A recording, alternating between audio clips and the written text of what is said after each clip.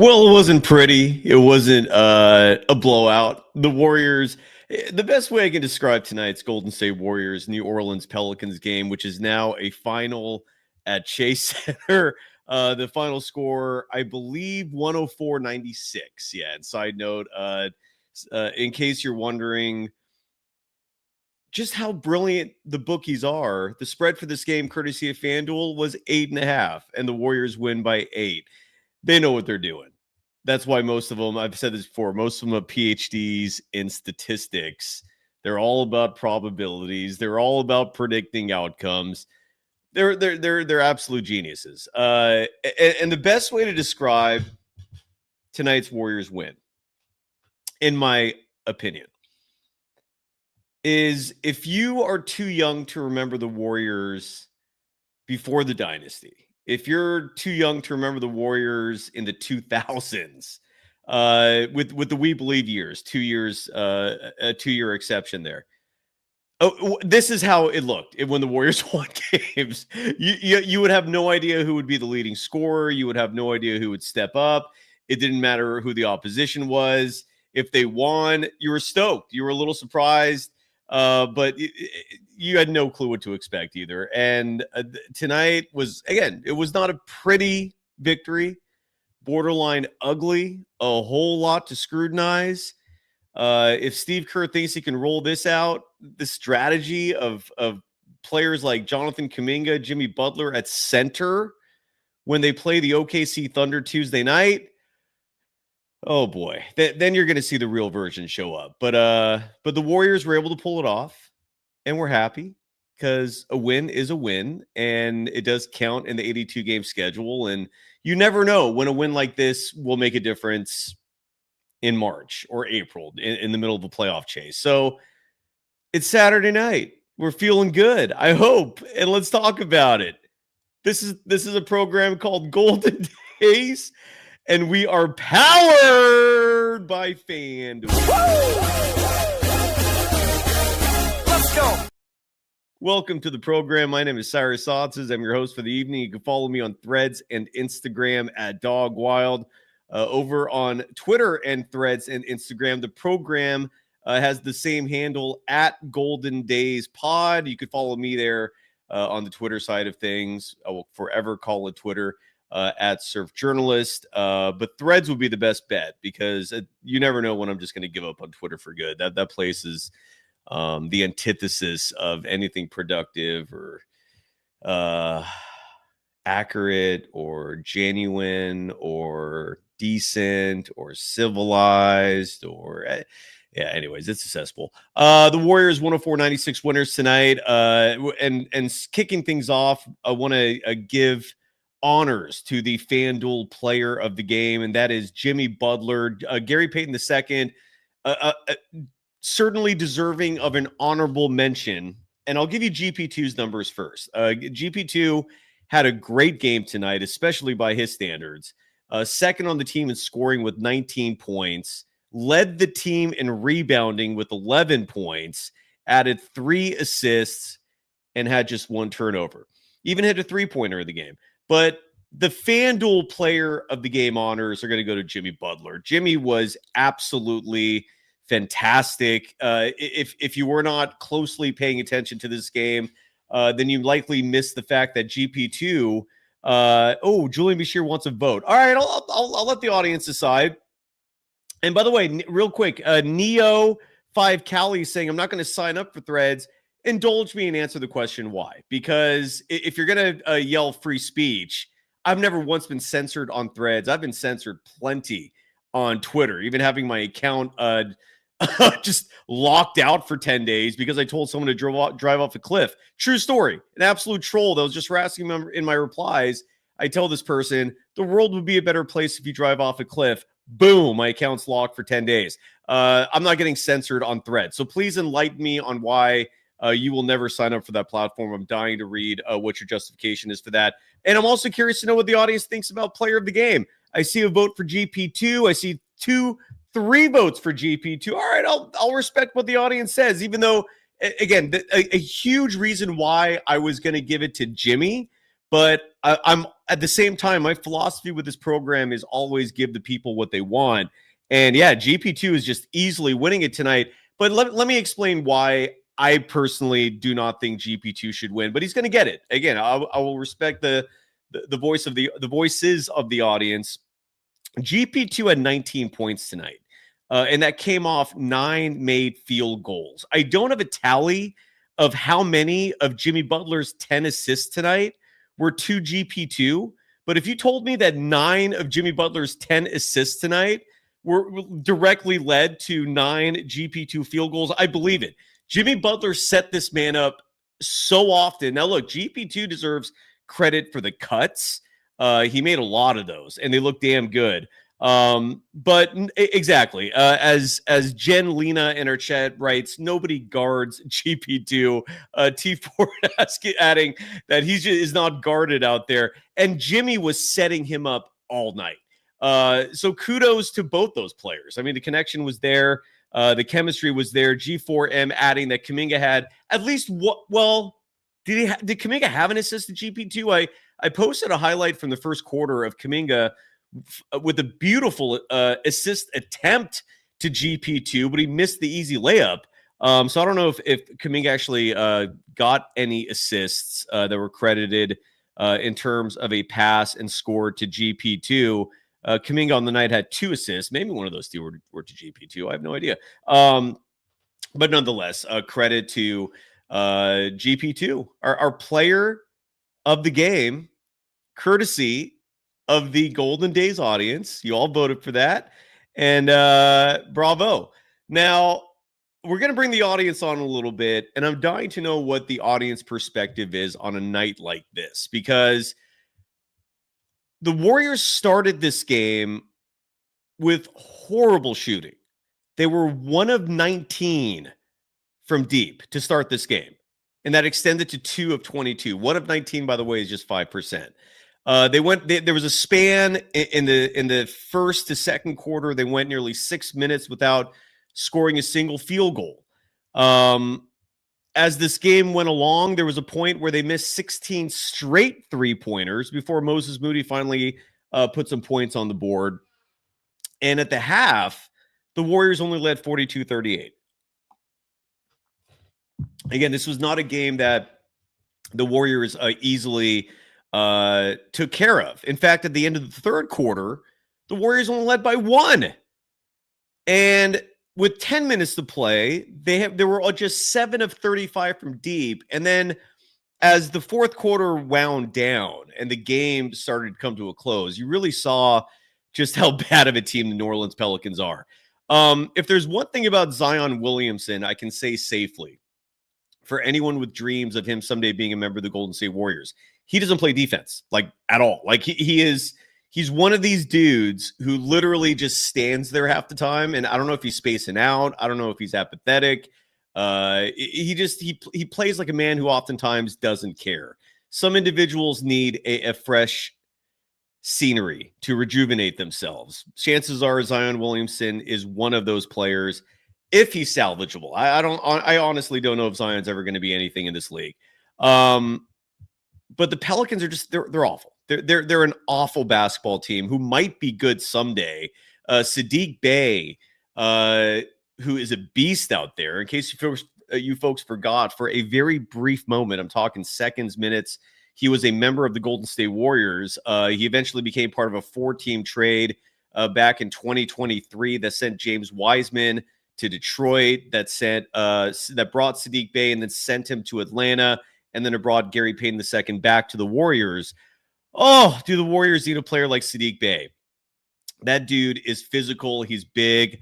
Dude is beefy in terms of just a muscle mass accumulation on that body of his. So he's okay. Like Saddiq Bey, with the exception of those awful 3-point attempts at the end of the game, was one of the threats. The New Orleans Pelicans have guys like Jeremiah Fears, who has a long way to go maturity-wise to achieve greatness in this game.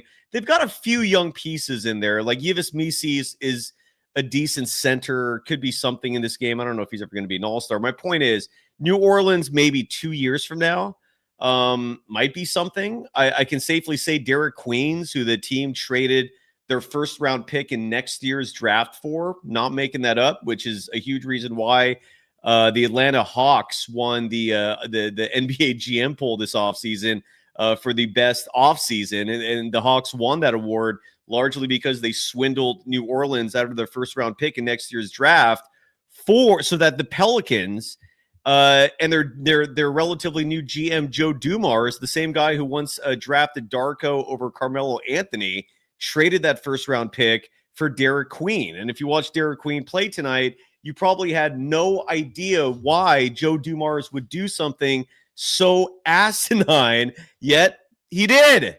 And he's the shot caller in New Orleans, a downtrodden franchise. Derek Queen, by the way, 15 minutes, 53 seconds in this game, just 2 points, 3 rebounds, and the Pelicans have no first-round pick next year. Or maybe it's a pick swap, but it's not. It's they could have had the number 1 pick in next year's draft, a deep draft. Instead, they went with Derek Queen.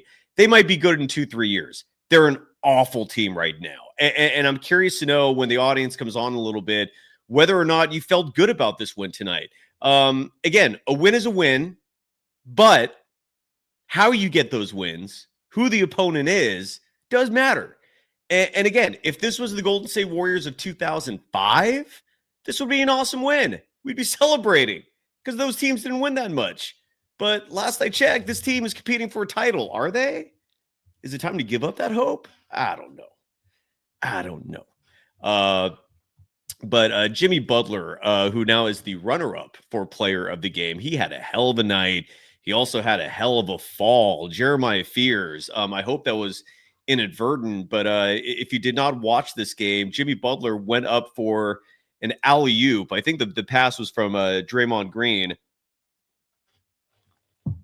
And Jeremiah Fears undercut Jimmy Butler, and he hit the floor very similarly to the Rockets series in last year's first round of the playoffs. And he bounced up. He looked shaken for a brief moment, stood on his feet, took his free throws, finished the game. And again, I thought he deserved player of the game honors, but if you follow us on social media, the program, more specifically at Golden Days Pod, and you see that little clip we make after each game announcing our FanDuel player of the game with a little music that ties into the opponent, and we try to have fun with those things. It's going to show GP2. Jimmy Butler, however, and let me read to you a GP2 stat line real fast. He was 9 of 14 from the field. That's excellent. 50% shooting from 3. Now, he only made 1 3-pointer, but still 50% sounds amazing. The 11 rebounds, though, were probably what stuck out the most. These were clutch boards, timely rebounds, added 3 assists, had 19 points in this game. So when you look at the numbers, the bottom line, 19 points, 11 boards, 3 assists, only had 1 turnover. He did not have any steals or blocks. So when you see the graphic that we produced from on this program later tonight, exemplifying his output to earn those player of the game honors, the 4th stat will likely show either a field goal or 3-point percentage, because we try to fit 4 stat lines, and I have no clue what the 4th stat line will be for GP2, but he's our player of the game, and he did all that in 25 minutes and 3 seconds. Jimmy Butler, who again I thought was absolutely fantastic, survived that fall, that hard fall, and led all Warriors scorers in this game, finishing with 24 points tonight. Was a plus 22 in net rating. GP2, for some perspective, was second on the team with a plus 13. So it was Jimmy at plus 22, GP2 at plus 13, and then Moses Moody was third in the net rating category with a plus 8. So those are your top 3 net rating compilers. Is that the right conjugation? But Jimmy Butler was superb. Came 2 rebounds shy of a triple-double, 24 points, 10 assists, 8 rebounds, was 10 of 14 from the free throw line, 7 of 15 from the field, did have 2 turnovers. The Warriors were exemplary in that department tonight. If they did anything superb, it was not choke the ball up routinely. They played it safe, and it paid off in terms of winning the turnover battle. The Warriors tonight, with 10 team turnovers, 9 individually to 13 as a team and individually for the New Orleans Pelicans. So the Warriors win that turnover battle, and they won the total points earned off those turnovers. The Warriors scored 13 points off New Orleans' 13 turnovers, while New Orleans scored 11 points off the Warriors' 10 turnovers. But Jimmy Butler, again, absolutely fantastic. I don't think the Warriors even keep this close without him. 37 minutes and 14 seconds was his minute total tonight. Damn impressive. He did a really good job. Only there were 5 players who scored in double figures for the Warriors tonight. 3 of those 5 started. Brandon Pajemski, who had an abysmal first half, made up for it with a solid second half. To give you some perspective, Pajemski in the first half of this game, the Warriors, the score of this game at the end of the first half, 42-38. Both sides just anemic offensively. And Pods, again, to give you some perspective, had just 2 points at the half, had 0 field goals. Those 2 points came from free throws. Second half, however, a whole different story. Brandon Pajemski, at least evening out whatever you lose, playing him defensively with some offense. He was 5 of 9 from the field, 3 of 6 from deep, added 4 assists in the second half. How many assists did he have tonight? 13 second half points in the game. Hold on a second here. My promise with Pajemski always is 5 assists or more, and I'm a happy man. No critique. And already once took a little stab at his defense. So forgive me for that. Retraction, por favor. Brandon Pajemski tonight. And again, this is what I've always said about Pods. If he plays the position naturally, and look, that doesn't mean I endorse 4 guard lineups like we saw tonight. I don't endorse Jonathan Kuminga or Jimmy Butler playing center like we saw tonight. That stuff is asinine. But Pajemski, with Stephen Curry out, did play his natural point guard position, and he looks better when he does that. 15 points, 6 assists, 6. He actually can facilitate when he plays his natural position. Also added 5 rebounds in this game, even had a steal. Good job, Pods. Even shot 33% from deep. Was 3 of 9 from deep total, 5 of 13 from the field. Brandon Pajemski with 15 points on the night. And then Moses Moody, if I read to you his 3-point stat line, I expected worst. Like if someone told me Moses Moody was 1 of 10 from deep tonight after you watched that game, I'd believe you. But it wasn't that bad, actually. Brandon Pajemski on the evening, 2 of 7 from deep, 4 of 12 from the field total, added 3 rebounds, 2 steals, and 2 blocks. Moody always makes an impact on that side, even on nights where he's off offensively. 11 points in this game for Moses Moody. So those are their 3 of your 5 starters scoring in double figures. Quentin Post adding 8 points, 2 assists, 2 rebounds, made 1 3-point shot. And then Draymond Green, thankfully not getting a donut scoring, had a fourth quarter layup for a bucket, or were they free throws? There were free throws. I apologize. Made 2 free throws near the end there to not get shut out offensively scoring, added 4 assists, added 9 rebounds, also added a steal. So Draymond had, again, 2 points, 4 assists, 9 rebounds, 1 steal. And maybe the stat that for Draymond Green sticks out in terms of the most positive, 1 turnover. Good job, Dre. That's been a stat that he's been struggling with a lot this year. He even had 1 creative pass early in this game, I think between the legs, as Draymond played excellent defense on Zion Williamson, at least I thought so. But the other 2 scores in double figures, I mentioned GP2 again, our FanDuel player of the game with 19 points. And JK, Kuminga's back.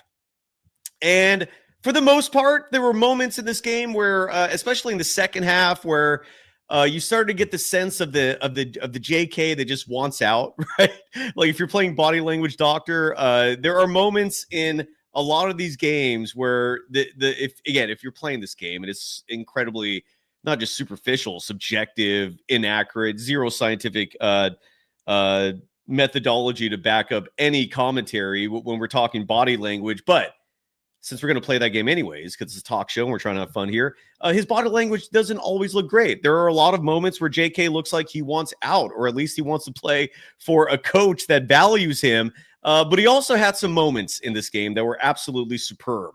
He started this game right off the bat being aggressive, scored a quick layup, had a putback dunk in the first quarter. What we saw at the beginning of this game seemed to indicate he was going to have a night.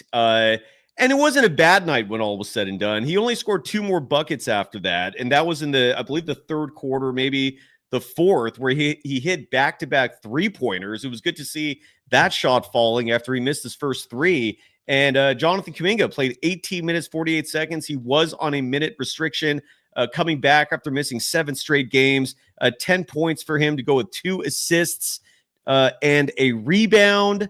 And he had 2 turnovers. One of those was stepping out of bounds. The other one, I'm a little surprised that they gave Kuminga the turnover and not Brandon Podziemski, because Kuminga threw a pass to Podziemski, and I don't know who to blame there. Usually, to me, like what I've always been taught in basketball is you need to be always looking for the ball. So if the ball is passed to you and it hits your back because you're not looking, it should be your fault. That's always what I've been taught.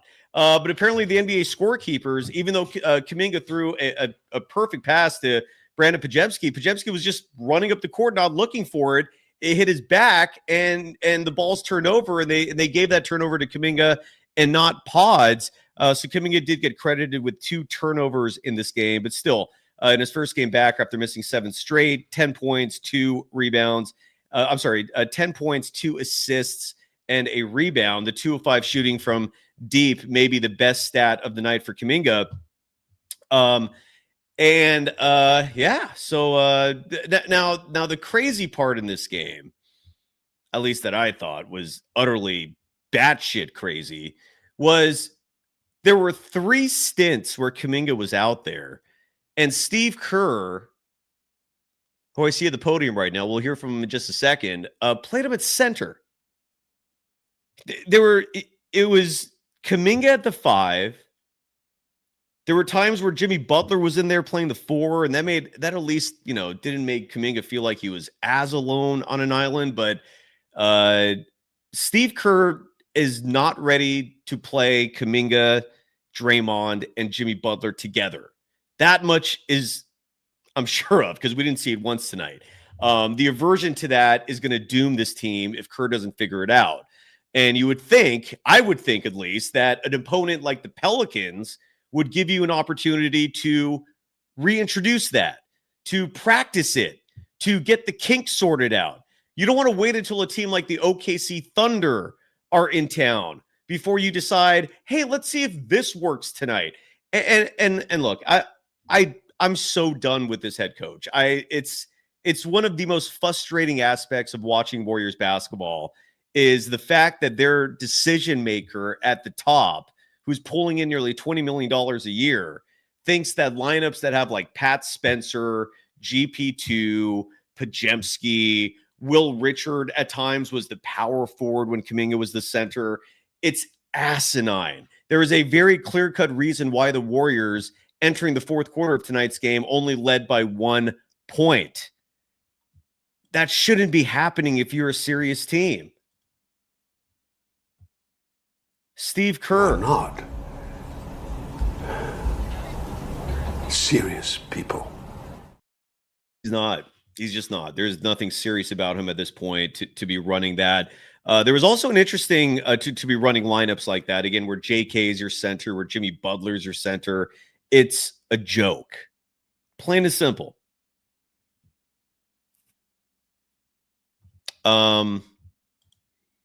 And then Pat Spencer was the halftime interview tonight. And it stuck out to me a little bit, his words. Because again, at the end of the first half, the score was 42-38. It was mucked up. The Warriors offense was in the shitter. The Pelicans are just an awful team, period. So they're 38 points. You could partly credit the Warriors defense. You could also blame it on the Pelicans' anemic offense. But Pat Spencer, who finished this game tonight, he had 4 points, played almost 15 minutes, 14 minutes, 49 seconds more specifically, added an assist and a rebound. He was asked going into the tunnel at the half about the Warriors' slow offense, about the fact that they only put up 42 points. And Fitz and Kalena were asking him, like, why do you think that is? And his response was that the Pelicans were just doing a really good job staying in front of the Golden State Warriors and basically inviting them to play isolation basketball with their offensive sets. And then he said something that I when I heard it, I could just picture Kerr just repeating this line to him, I'll even giving him like a script, which was that he said that the isolation thing, like basically saying the Pelicans defense was inviting them to play iso ball, to break up that defense, to prevent them from constantly staying in front of them. And then Pat Spencer followed that by saying, but that is not our team identity, meaning the identity of this team that Kerr is forcing on them is to just keep moving the ball, maintain the motion offense, which, again, we're seeing time and time and again.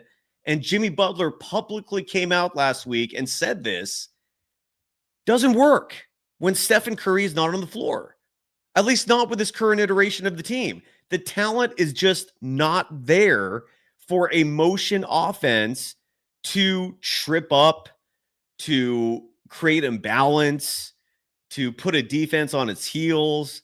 It's doing none of that. But Kerr's stubborn. The man is stubborn. And I see this chat from Kinetic saying Buddy is ass. I agree. Buddy Hield tonight played 16 minutes, 37 seconds. Did hit 2 3-point shots for once, but we got to be very real here about Buddy Hield. The Warriors are now at the 21 game mark of the season. They're over the quarter-way point. How much more time does Buddy Hield deserve? Like, why does he get this level of the benefit of the doubt? I don't understand that at all. It's like certain players can do no wrong under Steve Kerr, whereas other players, you make one mistake and it costs you like games. It's insane. Awful leadership. Like Steve Kerr, the way he coaches now reminds me so much of Don Nelson. And Nelly, look, he had his moments. There were years where the style of play was entertaining, but the Warriors never achieved shit under Nelly ball. We believe made it to the second round one year, did not even make the playoffs the other year. That's what Steve Kerr reminds me of now. He reminds me of Don Nelson. It's not that fun. It's not cool. There's nothing about it that should make you celebrate. That the Warriors have brought back a coach who believed in small ball and never worked. You need the absolutely perfect players to complement that system if it's going to be effective. And it's back. And here we are. So that's my thoughts of the Warriors in 2025, November 29th, more specifically. Let's see if there's any sound that's come down. Again, I did see Steve Kerr make some comments. We got some sound already, and this is courtesy of KNBR, which means the sound will hopefully be good. I see a soundbite also of, oh no, this is the same one. All right, so this is Steve Kerr talking about that heavy fall Jimmy Butler took. And while we play this sound, I'll post the link if anybody wants to come on tonight and share their thoughts or sentiments. Want to real quickly before we play the soundbite, going back to FanDuel, the Warriors currently in terms of an over-under on wins, that line is not available. I feel like it's routinely not available. Again, I don't think the bookies know what to make of this Warriors team. If you bet the under when it was 51.5, chef's kiss to you. Bravo. In terms of title odds, last time we looked at this, it was plus 2,200. The Golden State Warriors right now, if you want to bet on them to win the whole thing, still plus 2,200. All right. They have the same odds as the Orlando Magic. The New York Knicks have better odds than the Warriors to win the championship currently at plus 1,500. Interestingly enough, both the Minnesota Timberwolves and the Detroit Pistons are behind the Warriors. They have greater odds to win the whole thing at plus 2,700. 100. Let's hear from Steve Kerr, again, talking about Jimmy Butler's hard fall. I don't know why that, of all topics, is what we're playing, but I can only play what's available to me as we come to you live, immediately following Warriors action. I would think questions about 4-guard lineups would be more pertinent. I think questions about playing Jonathan Kuminga and Jimmy Butler as your center would be more pertinent. I would think questions about why Will Richard did not start tonight and why Will Richard was your 8th man off the bench would be asked tonight, so we could hear what Steve Kerr's thoughts are. But again, you've seen this press pool. Steve Kerr, sycophant central. They don't ask hard questions. Either they're afraid to or they just don't care at doing their job effectively.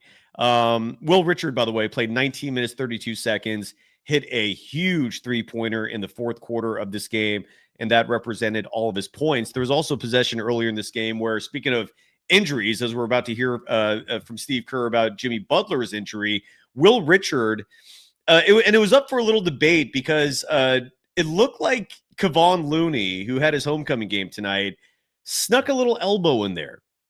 And I know Looney got nudged. There was contact from Draymond Green on Looney. So Looney, the momentum of the physical contact from Draymond Green forced Looney to move toward Will Richard, who I believe was moving at this moment.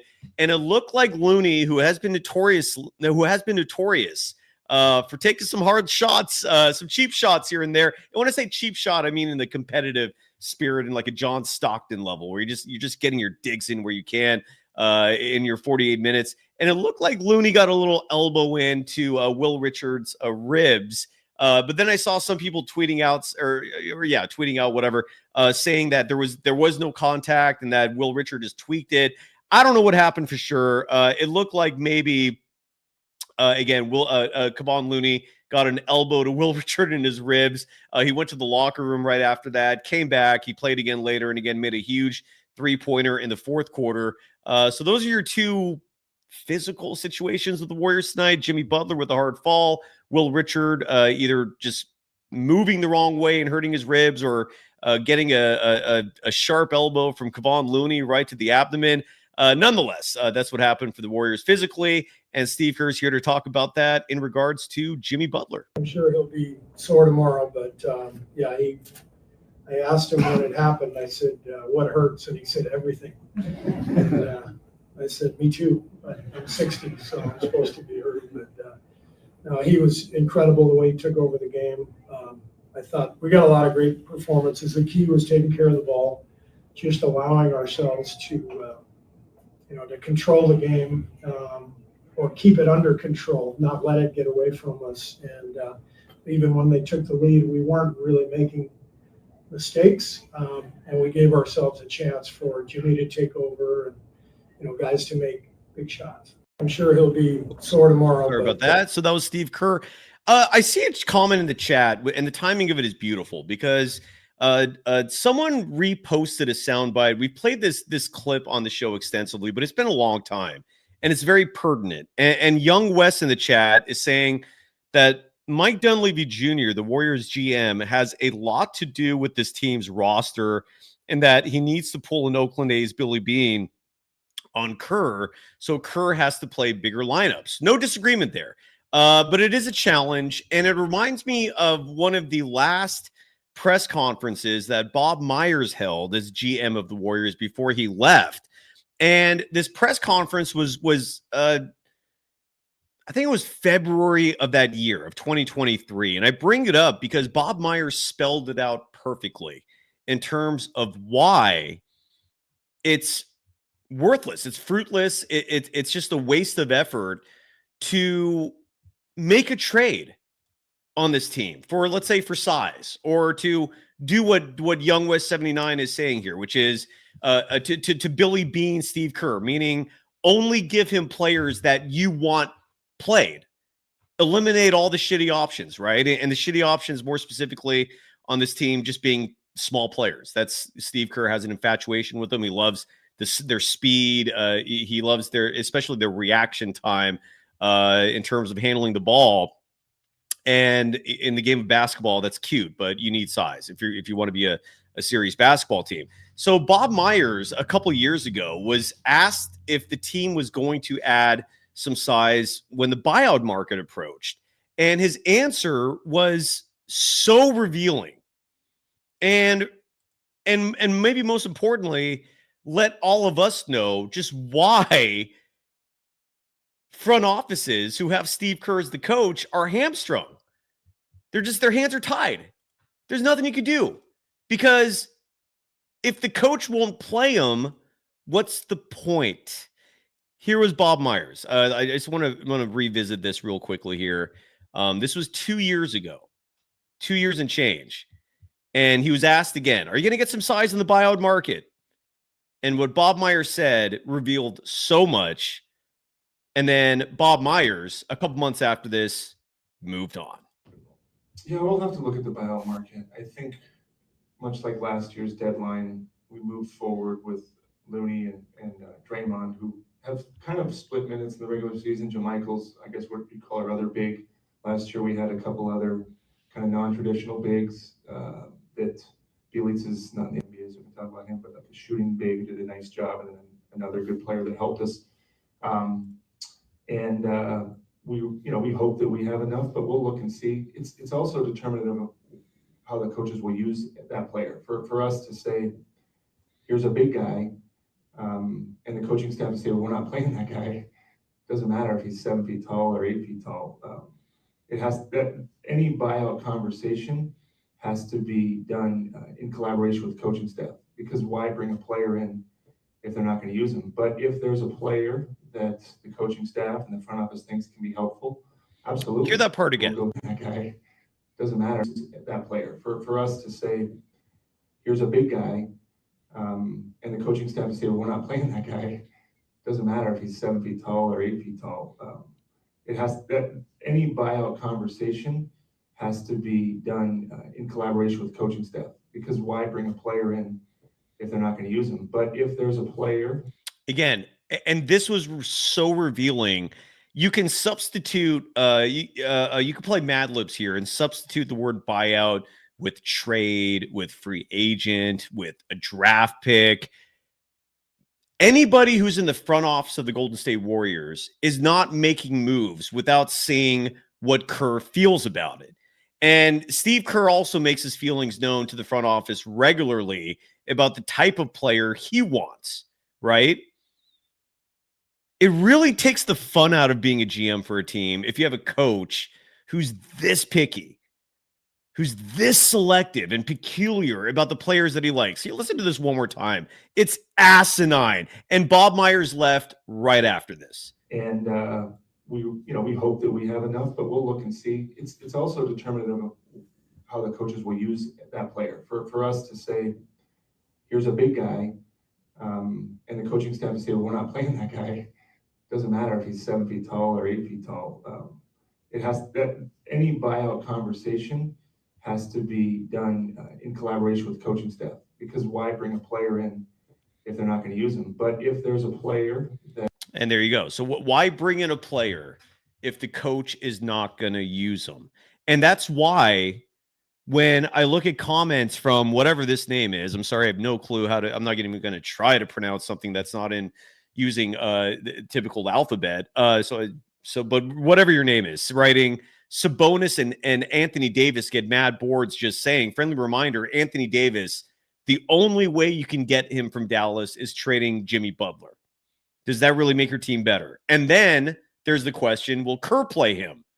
Now, the Sabonis part of this, yeah, he's going to get you boards, but have you not noticed how massively huge of a liability he is defensively? Have you not noticed how bad of a team Sacramento is with him? How do you know he's going to play? How do you know that if Sabonis is suddenly a top 5 minutes guy on this Warriors team, that his lack of foot speed isn't going to be another detriment? I can promise you this. Sabonis is not going to be a target for this Warriors team. I will assure you of that. That is one of the last pieces that this team's ever going to look for. And side note, if you want to explore trades, if you want to drop a line, I'm sorry, not a line. If you want to drop a name in the chat so we can explore the trade possibilities, let's do it, because We finally have a trade machine. There's one of them that actually utilizes the trade restrictions, meaning you can lift those on players because Jonathan Kuminga will not be available for a trade until January 15th. And every one of these other trade machines, for whatever reason, they haven't adjusted to acknowledge those dates. But there is one, and we can play around if we want. Urquidez family is saying Harrison Barnes. Important note, in case you missed the show with Armando Lora yesterday, one vitally important word that you have to be able to attach to any incoming player is upside. Meaning, Harrison Barnes, he's in his 30s. Is he the future of anything? No. The Warriors are not going to trade Kuminga for a role player. If they were going to do that, would have happened already. Same goes for Daniel Gafford. And side note, Deshaun Williamson or Chad, we tried doing a hypothetical trade for Daniel Gafford on yesterday's show, and it's damn near impossible. Damn near impossible because the Mavericks are hard capped at the first apron. Warriors are hard capped at the second apron. The only trade that I have ever been able to make work between the Warriors and the Dallas Mavericks in the trade machine is Jimmy Butler for Anthony Davis. That's it. We did this whole exercise yesterday. Bay Area 8016 writing Nick Claxton. And this goes back to what I said a moment ago about Sabonis. So you're going to trade Kuminga, one of the only pieces that you can be hopeful for in the future. Remember that word upside. For a big stiff who plays on one of, if not the worst teams in the NBA. I can guarantee you the Warriors will not trade Kuminga for Nick Claxton. But let's explore that. I like it. Like a Julian Bashir has some names, like Jonathan Isaac, Wendell Carter Jr., Gafford, Claxton, Vooch, and you don't need Kuminga for any of those. Now you're talking. Like if Mike Dunleavy Jr. wants to truly pull a Billy, like if he truly wants to Billy Bean, Steve Kerr, you trade Podziemski first chance you get because that has become his newest crutch. This dude just has his crutches left and right. Let's get Twin Empire on the show. Twin, how are you doing, man? The beard is still Savo.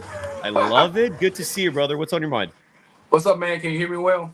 I can hear you well. And real quick, I just want to answer this in the chat. Stephen Pixon is asking, why did Podziemski get 32 minutes and Kuminga 18? A week from now, if that happens, let's talk about it. But tonight, Kuminga was under a minutes restriction, so there was nothing nefarious going on there in terms of the Kuminga minutes. The Podziemski minutes, it still makes no sense. But I just wanted to address that. Twin, I'm going to shut up now. How are you doing? What's on your mind, man? Man, first and foremost, man, hope everybody in the chat's doing well. I just want to say my prayers out real quick. I'm not from y'all area in California. I live in the Midwest, but I heard what happened in Stockton this afternoon, man. I didn't hear what happened. What happened? Over 19, it was a mass shooting. I think over 19 people got shot. Several people have been are no longer here with us as well at a kid's birthday party. Oh, and shit. So, man, yeah. Man. So I don't, like I say, I know it's people who follow the wars in that area may have had family who have been, associated with that situation. So I just want to send my thoughts and prayers out, first and foremost to those people. You know what I mean? You gave it more acknowledgement than Bob Fitzgerald did on the broadcast tonight. The Sacramento Bee reporting, that at least 4 killed, 10 injured after a shooting at a child's birthday party in Stockton. My God, that's rough. Thank you for saying that. Yeah, for sure, man. Yeah, I just want to say, man, I got one of my baby's pictures up there, man. I got 2 sets of twins. So whenever the kids are involved, man, I'm always going to send, my You heart have to my 2 sets of twins? Yeah, that's why if y'all think of my name's Twin Empire, man, that's why. I get it. Yeah, I get it. That's it. Like this was randomly, or was there fertility treatments involved? All natural, man. You got some of that Rick Gary seed going, brother. Like the seed is strong with you, man. Hey, man, listen here. I definitely ate all of my vegetables and all of my fruits for 9 months prior. You know what I'm saying? I made sure I did my part, that my men were very vital and strong. I had him on. You know how you see the Warriors with that little vest on with the heart monitor, managing their stress levels and seeing how they're doing. I made sure I ate properly so I could. Yeah, you did. Bravo. Bravo. Respect. Dude, we gotta get a formal round of applause here from our sound effect machine. There we go. Look at you. An Empire has a whole new meaning to me now. Oh my God, bravo. How old are they? 6 and 11. Wow. So the 11-year-olds, where are they at in life? Are they playing sports? Are they what kind of individuals are they? The 11-year-old, my daughter, she's in ballet and tap and like hip hop dance and so on and so forth. My son, he's in STEM and he's a Fortnite fanatic and all that stuff. Oh, you're you know what I mean? Dude. And so that's what they are. They're very into, academic. They don't play any sports right now. Who cares? I'm a sports head, and so yeah, but who cares? You can't push that shit on them, right? I couldn't. I would look. They done, but I ain't gonna like that. They have done 3.5 years of Taekwondo. They think they got like 11 belts. Bravo. So yeah, they pretty cool. Bravo, and then, dude. Yeah. That's amazing, man. For sure. Thank you, man. Appreciate it. Yeah, absolutely, of course. Well, let's go back to the Warriors. Yeah, what are you thinking? Man, so that game had me ready to pull all my little beard and my locks out, man. Mainly because I was over here like, oh God, here we go. I ended up watching Armando show with you last night later on, and I was listening to like that last minute and 18. Y'all like an hour and 18 in, and y'all begin to discuss that Warrior transition several years ago, and you was bringing back up the Bob Myers conversation about how this roster is not set for modern day NBA. And a lot of times we don't realize, like, every time I hear somebody on the broadcast say, oh, Steph Curry's not playing the game right now, what's going to happen with us? What's going to go wrong? And I sit here like, we have yet, I heard people kill Jonathan Kuminga about rebounding, right? Which is totally true. Y'all want to rebound more. But my thing is, it's been almost 7 to 8 years we saw that this Warriors going to go through a transition. Why haven't we put in place things that will help us once Steph doesn't play? It's not like we're like, this is like, oh my God, he can't play right now. It's obvious. We know that he's not going to be in the game. So why don't we have other types of advantages? So I want to ask you, what's been up with Kerr maintaining a different, like having a Swiss Army knife when it comes to his offense when Steph's not on? It's either he's on the court and then everything works well, or if he's off the court, everything is horrible. So I'm asking fans, why don't we press him about Kerr? Where's your other modes of scoring or putting these people in different positions to be successful? I don't know if you remember this. Steve Kerr was asked about that at the end of the season, where someone brought up that idea. Like, are you considering revising the offense, at least adjusting it somewhat for moments like that when Stephen Curry's not on the court, largely because that Minnesota Timberwolves series, they lost them to that hamstring injury, and that was that. And I'll try to find that clip again before the show ends tonight. But Steve Kerr literally said what frustrates so many, myself included, which was no, like he's like scoffed at the ideas, like, and that's where I think the line came that Stephen Curry's our son, right?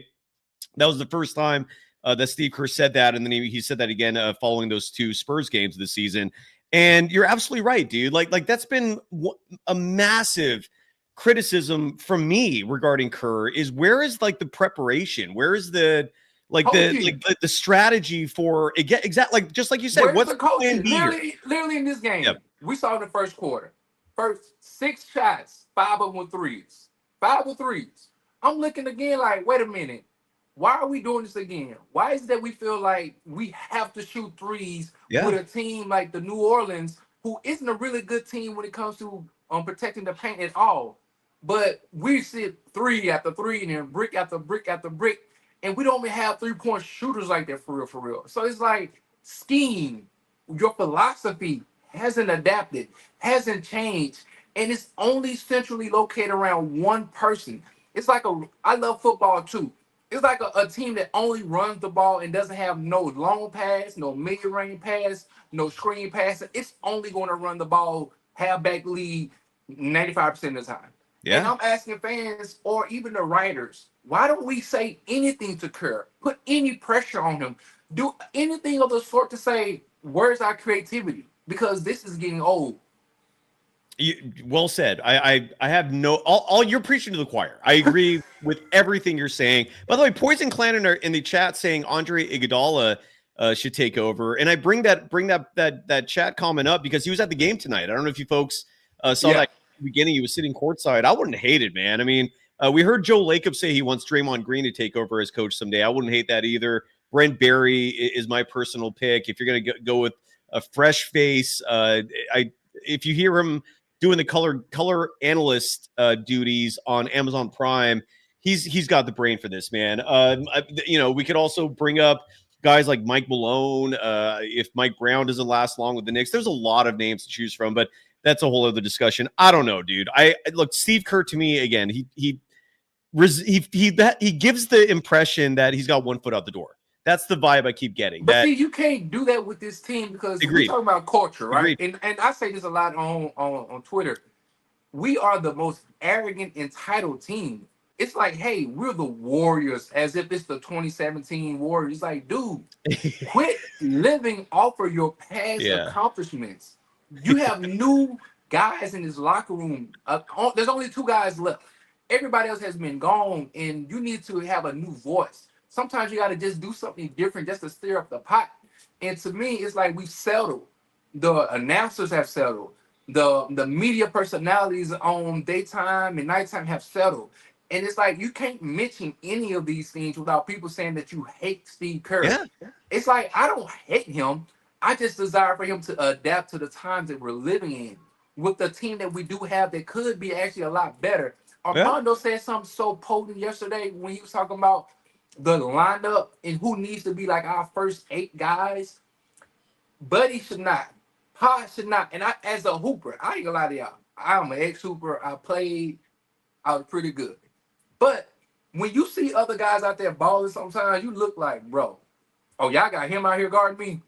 Oh, it's chicken. Hey, barbecue chicken alert. When they see Pods, Buddy, and you might have Draymond and Post out there, none of those 4 guys can get a bucket on their own with Jimmy. To me, as a hooper, I'm like, oh yeah, we get to eat. We get to find a way to sit here and find a rhythm, find some type of chemistry going on. These other people don't understand. These guys are trying to get a job. They're trying to get their meal ticket. So when the opportunity comes, you see a player that doesn't have the skill set or the athleticism that you do have, you like, oh, we going at them. And my thing is, how can we keep seeing these people do the same thing over and over again as far as coaching and lineups? It doesn't matter how Jimmy Butler says we have these, the player tracker and what they do, their tendencies and so on and so forth. It doesn't matter when you don't have the personnel to stop these guys or take advantage of them on the other end.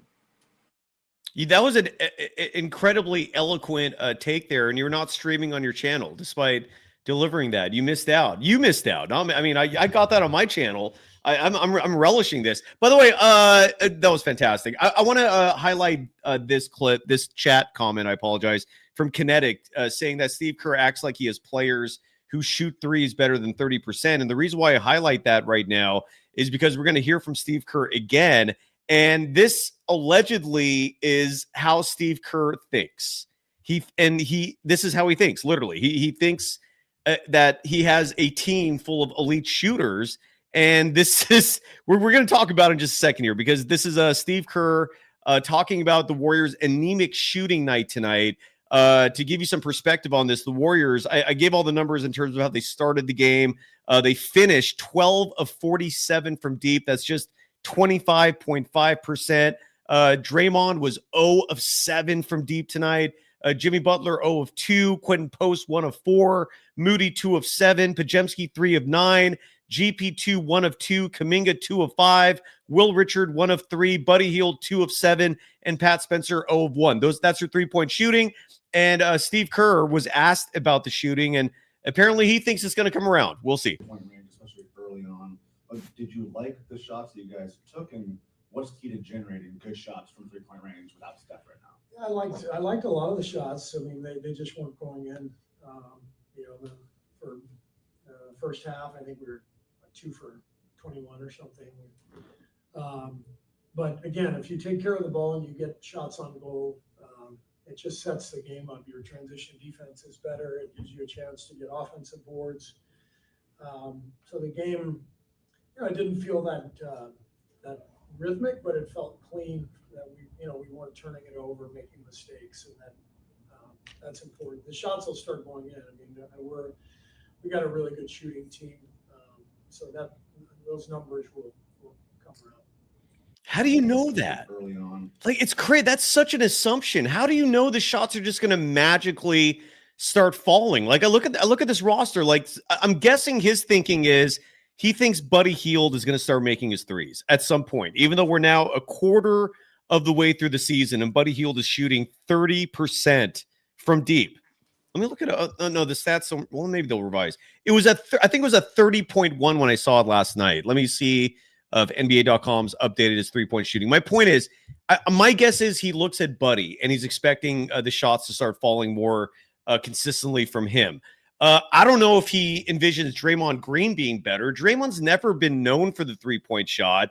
That shot's always going to be there for him for good reason, because teams know that is not a consistent 3. And again, Draymond was 0 of 7 tonight. Maybe he expects Quentin Post to get better. Post was just 1 of 4 tonight. Maybe he expects Moses Moody to switch it, to take it up a notch, another gear maybe, because Moody was just 2 of 7 tonight. Brandon Pajemski, it's year 3. He looks like 37, 38%. That's what you're going to get from him. And I don't see any signs that indicate that's going to magically improve. I don't know what he sees. And tonight was really frustrating, Twin. I don't know if you agree with this, but the broadcast team from both sides, meaning there were folks who were listening to the Pelicans broadcast, and the scouting report from every media member before this game is that the Pelicans are an awful interior defensive team, meaning you can score on them inside. So what do the Warriors do? They put up 22 first half 3-point attempts and make just 2 of them. It was 2 of 22 in the first half. Yeah. Well, you see, in today's NBA, guys, we can't go into the post. We can't play that way. Everybody, we have to play. You know how Steve Kerr says, we have to play at the pace of the NBA today, guys. Yeah. We can't do low post, back to the back, post ups, elbows, and boxes and elbows. We can't do that. Steve Kerr says that offense is outdated and it can't be sustained in this modern day NBA. But you also can't sustain in this modern day NBA when you have short guards that's unathletic, guys who cannot get their shots off the dribble. You do not have pure shooters, first and foremost. Long, confident shooters. You don't have no inside-out type of game, so you contradicting yourself quite often when it comes to trying to elaborate on why this game is played the way it is and why your system is still fit for the modern NBA, and it's not. Because I love Draymond Green and what he does, but after the first quarter, when it comes to shooting threes, his numbers drop dramatically. His offensive gaze drops dramatically because he just turns the ball around and look for somebody else, which sags off, or people can play closer on your closeout. So therefore, you're not putting your team in an advantage because you're not understanding how defensive strategies work. Yeah. This to me, sometimes it's basic basketball that I feel like I gotta have arguments with people who don't understand, and these guys are professionals. Yeah, or they don't care. They just don't care. Yeah, I think a lot of people just don't care. And then you have a lot of people who are stubborn and egotistical, and they're like, "I gotta be right. I'll never admit I'm wrong." And then look, it is also, there's a lot of hypocrisy, right? Like, for example, you hear spacing. That's a term that Steve Kerr loves, and he seems to emphasize that as a primary focus of his offense. But how are you spacing when GP2's out there? How are you spacing when Pods is out there? Yet we see these lineups where it's like GP2, Pods, Dre, and Jimmy. Like, those 4 on the floor together, none of them are 3-point shooters, but somehow that's okay. But then the moment Kuminga comes in the mix, it's like, ooh, I don't know. I don't know if I can stomach that. That's a little too much for me. It doesn't make sense. It's never made sense. No. Put him in the 5. He's just coming back from he has bilateral calf injury. We're going to put him back in the 5 now that he's back and he's healthy, and let him guard a giant who got drafted last year. It's like, let's make this make sense, guys. Do we want to win? Do we want to develop some type of chemistry? Because this is where we want to need. This is why I understand why you love Milton so much, because you're going to need a true 2 guard. You're going to need Jimmy to actually play the 3 guard. He can't play the 2 or the 4 consistently. And as he continues to hurt his, you know what, from falling from the doggone sky like he Megatron trying to catch a freaking pass from Matthew Stafford in 2013, dude, he's not going to last to Christmas. Like, come on, man. He going to be looking like Mr. Glass on Unbreakable, looking like God doggone, like, you know, people think he sometimes look like Samuel Jackson. He keep falling on his back, man. His back gonna be broke. He gonna be sound like Mike Tyson talking about my back. It broke my spine. No. But like Poison Clan in our chat keeps saying that Andre Iguodala got hired by the Warriors. That's news to me if that's true? I'm gonna look it up. I don't. Have you heard that, Twin? I just heard he was part of the NBA association. Like, I know he was part of that, like the Players Association. But I haven't heard that he was on the roster for anything with this team as far as an assistant or some type of front office help. But I don't see, I mean, I can see the move, but I'm not happy about it. And there's no offense to him. Like, I love his game, and I don't see anything I don't see any news that indicates he's with the Warriors. That's not true. Sorry, Poison Clan. I'm guessing you want that to be true, but I don't see any news that reflects that being reality. Maybe someday will. I don't know, but I don't see anything right now. Twin, I'm still blown away that you have 2 sets of twins. Congratulations, you've won in life. Well, any final thoughts, dude, before we let you go for the evening? Oh man, first and foremost, just thank you again for having me, man. Of course. Salute to everybody in the chat, man. You know, thank you. Hey, y'all make sure y'all hit that. You know, I gotta do my little run. Y'all hit that like button for my boy, man. Subscribe to this channel. Leave a comment below, man. Share this content to a friend or even a foe, man. Let everybody know where you got to go for your latest and greatest Dub Nation news. You know what I'm saying? Thank you, brother. My boy. Thank you, brother. And Jen Lena, I don't know if you're a new Golden Days or where you came from, but you've been spitting some awesome takes tonight and adding that Guy Santos could have played the 5. I would have taken it. I would have taken it. I'm finna leave after this. When Kuminga was at the freaking 5, why not Guy or Post? Why not Guy? I would love to see Guy and Post together with a Kuminga who they can still shoot the ball. Guy can get the rebounds, and while Post is out there on the perimeter, at least you get athleticism and size and shooting. You know what I'm saying? But yes, I'm just saying, like, what's wrong with those lineups to the point where they can't even get on the court? Like, you need to see those guys together. But man, other than that, peace, love. Y'all have a wonderful Sunday, man. You too, Twin. You too. Peace out. You too, brother. That was fantastic. Twin just nailed it right there. That's if you're looking for a poster child for how to come in, deliver some awesome takes and then bounce. That was it right there. 2 sets of twins. My God, dude. That's I'm envious. That is again, you've won life's lottery if you're rolling like that, dude. It's just naturally. I mean, I've never heard of anyone having more than 1 set of twins unless like you had some fertility treatments involved in the mix. Just naturally back-to-back twins. Unbelievable. Bravo. I'm very impressed. Let's hear from Draymond Green, and then I'm going to bring we'll bring Julian Bashir on the show next. I want to add as well, someone in the chat said that the Pelicans were basically enabling the Warriors to go with these extraordinarily small lineups tonight, where Kuminga was playing the center position. I saw Jimmy Butler playing the center position for a little bit, and not the first time Steve Kerr has done that either. The Pelicans did play some bigs. It wasn't like they just were absent of centers themselves. Derek Queen played 15 minutes, 53 seconds. Yves Missy played 20 minutes, 18 seconds. Kevon Looney played 10 minutes, 27 seconds.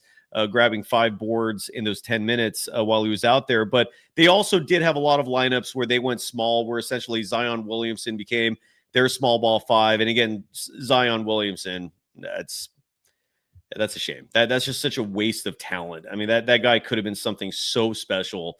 And watching him for a full 48 minutes, because you're probably never going to catch me watching the Pelicans for a full 48 minutes ever again, except for when the Warriors play him another time this year. He just stands around. Like if you and this is I don't know if this is sage advice or if this is good advice at all, but one thing I do, at least in terms of observing a basketball game, just to learn a little more and at least sound a little smarter. I hope I'm accomplishing that. I don't know if I am, but I do try to study individuals while a game is going on and their off-ball action, right? It's so easy when you're watching basketball to just focus on the ball itself and not the off-ball movement and the off-ball activity. But if you study the off-ball stuff, you learn a lot, especially in terms of what coaches like and don't like. And with Zion, dude, I don't know what Joe Dumars is thinking. I don't know what the Pelicans are thinking, even hiring that guy back, or not back, but I mean back as a GM, considering the last time he was a GM, again, he took Darko Milicic over Carmelo Anthony, and now he's a GM again, and he trades away your first round pick. That could be the number 1 pick. Like, are you out of your freaking mind? But you know, but Zion ain't it. I don't think he cares enough. I just don't think he's committed enough. Next Fiesta in the chat saying that I think a Kuminga trade is imminent. Maybe, but what could also be imminent is a struggle of a season. Steve Kerr steps down, and then you see some huge changes where Kuminga is elevated, and you bring in a coach that actually tries to develop and nurture and distribute minutes properly. What I'm trying to say here is I think what's more likely is Kuminga stays, Kerr goes after the season. They ride this out one last time, and then Kerr says farewell, and with his dignity intact, not fired. And then Jonathan Kuminga, who has the second of his 2 years on his contract, that's a team option. He'll instead get a new extension, like a 4 or 5-year deal where he stays with the Warriors. That would be my prediction, but I could also be wrong. But a huge reason why I predict that is largely because Joe Lacob sees what a lot of us sees with these rotational decisions. Taking action on that is a whole other issue, and I don't know why he, again, never picks up the phone and just tells Steve Kerr, play these guys or I fire you. I mean, he has that power, but he won't do that. It's unfortunate. We shall see. It's one of the fascinating storylines of the season.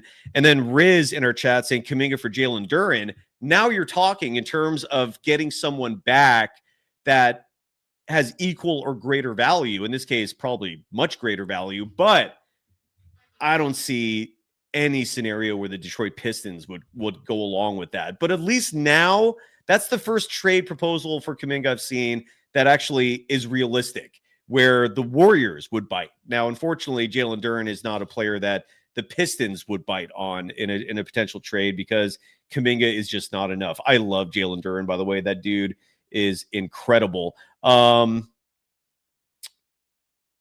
go to Julian. How you doing? Hey, Sai, how are you?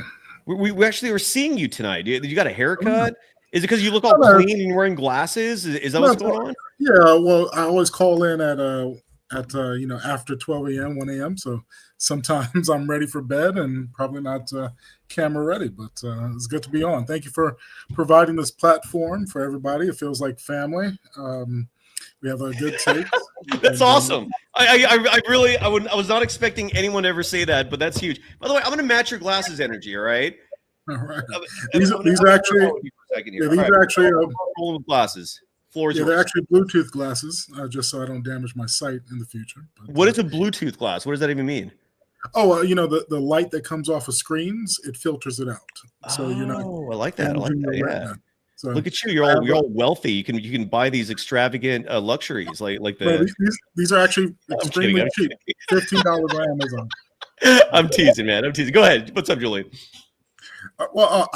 I took some notes, and so first of all, the feeling of the game is that it's the same old thing with Kerr, and we should not get excited over this. So one issue I have is how do you play 10 guys in the first quarter, especially when you're missing some people? That doesn't make sense to me. Is that what they had? They had 10 players getting minutes in the first quarter? Yeah, I was like live commenting in your section just for fun, and even if there's only like two people in the chat. So he played 10 guys in the first quarter, and You're right. one thing that I'm seeing is that Post he's elevated his positional game. And I think we've been judging him based on, okay, is he hitting his three or shots? But he doesn't get that many shots to really judge him on. But for the last 10 games, he's moving well. He's defending. He's playing like he's tall, and he's not a liability out there. And wait. This is Pajemski you're talking about? No, I'm talking about Post. Okay, I'm sorry. I was like, Pajemski. Yeah. I'm with you. Yeah. Okay. Go ahead. Because all NBA teams have flaws, and I think what Kerr is looking for is a flawless lineup, and you're not going to get that. You have to choose a style of play. You have to choose players that you're willing to ride or die with, and I think that's where we're getting 10 players, even though we're down a few. And Post, so we started off the game well. He hit a three. I think he had a floater. He had a block. He was playing great defense, and inexplicably, Steve Kerr takes him out the game and just puts in a whole bunch of crap lineups. And that's when we're barely scoring, barely doing anything. And it was so frustrating. And I don't understand. And Kerr always does this. And you say so yourself that he has these regiments that he's like a piece of paper written down. Oh, at this minute mark, I have to set it's a script. Player. Yeah, he has a script for his rotations. Yeah. Yeah, he doesn't.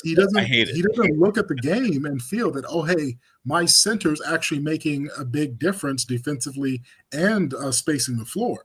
So that was one of the things I had an issue with, and he never went back to that kind of a consistency with Post playing the center. Like maybe he started the second half with that. And another thing I noticed is that Kuminga's first basket came off a Jimmy Butler pass, and that is, I think Butler is telling him, when I have the ball, you do X, Y, and Z. And then the next stretch that Kuminga had, he was playing Butler and Green were not on the floor. So that's the frustrating thing is, how can Kuminga be successful if you don't play him with the people that are setting him up and with other stars that can get him the spacing? Because I'll be critical of Kuminga. Things that he is not. He is not a Giannis type of ISO scorer that will just go get you a bucket with a bunch of garbage players around him. But if you put Kuminga against people that know how to set up, know how to cut, he'll get his points. And the most inexplicable thing. Well, and Klena Azubuike, sorry to interrupt, but Klena Azubuike also echoed those sentiments as well, saying it looked like the game is slowing down a little bit for Quentin Post. There was one play as well where Post just basically muscled his way in there for a very easy bucket. And either it was Kalena or Fitz were saying, if GP2 can do that, I think Quentin Post can do that. Basically saying, look, Quentin, you're 7 feet tall, man. Just take over, right? What happened to you? What's going on? Why did we lose your video?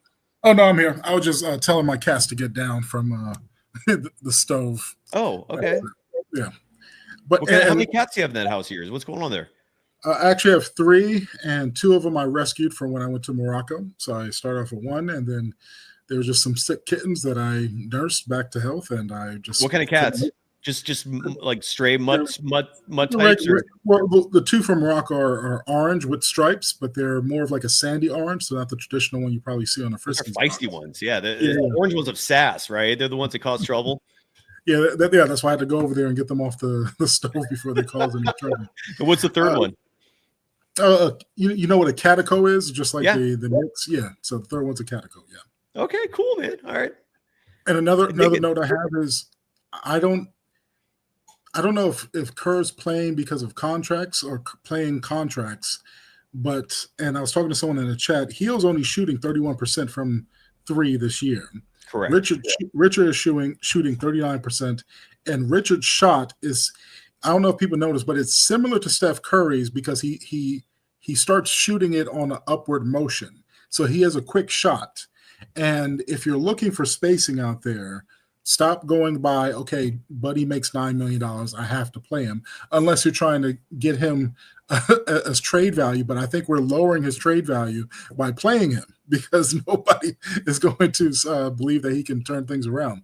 But what I'm saying is, Richard did end up playing more minutes, but there was a time in the fourth quarter where they both were at 16 minutes per each. And what is Buddy Hield's minutes doing out there? It's not as if you don't have the players for it. Like, commit to playing Richard 30 minutes if you're down a guard. If you're down Curry, Melton, and Seth Curry, Hield's not doing it. Just leave Richard out there for 30 minutes. And I think Hield is taking way more shots. Let's look at I have the box score. So Hield took 9 shots. Richard took 4 shots. And you can't give those. You can't make up that difference with Richard. That's what I mean the other day when I came also, on. And adding to that real fast, Julian, when you look at those field goal attempts and the discrepancy between those two, Will Richard is way more active in other aspects of the game. Like he's much more aggressive defensively, much more hands on. He's also a much better rebounder. And I bring all that up because having his hands in all these other parts of the game is likely reducing his field goal attempt number just because like either the energy isn't there or he's doing other things in the process. If your argument is Will Richard deserves all of Buddy Hield's minutes, I agree. I hope that's your argument. Yeah, my argument is that you have players that you don't need to play Hield. If we were down and injured, play Hield. But you have the players for it. And you're right, Richard, he does we went on a run when Hield and Pods were out the game, and it was Richard and a few other players. And that's when we got, like a 2-point lead, or we made up a 5-point deficit, but we definitely went on a like 11-0 run or something like that. And so another point is I think Spencer, when he gets in, it was Spencer at point guard and Richard at 2 when we went on that run. And I think that he's proven, and this goes back to Kerr's playing people with contracts, that he's a better fit at the point guard overall, because Pods can get 33 minutes, go 5 or 13, have a few assists. But Spencer, his size, I think he looks taller than he is, and he has a 38 or 48-inch vertical actually, and he just sets things up appropriately. And you're not feeling like, oh my God, why did you brick that? Or did you not see that person open? So I don't understand the concepts that Steve Kerr is rolling out there, because we have the players for it. And even though we won, mind you, they don't have Herb Jones, Murphy, Poole playing out there, and they're the worst team in the league. And that kind of goes to another point. Like, I don't know why people want Murphy so bad. If you look at his stats, he's 19 points, 6 rebounds, 46% from the field on the worst team in the league. You don't think Kuminga could score 19 points per game, playing 35 minutes per a night? If we traded Kuminga for Murphy, it'll be one of the worst trades. It'd be like trading SGA for whoever the Clippers did. Here's the thing. Actually works. Yeah. If that trade was on the table even a year ago, it would make a hell of a lot more sense than now, largely because Trey Murphy is not someone who's going to carry a team himself. He's not someone who is like a go-to guy to give you 25 and 10 on a consistent basis.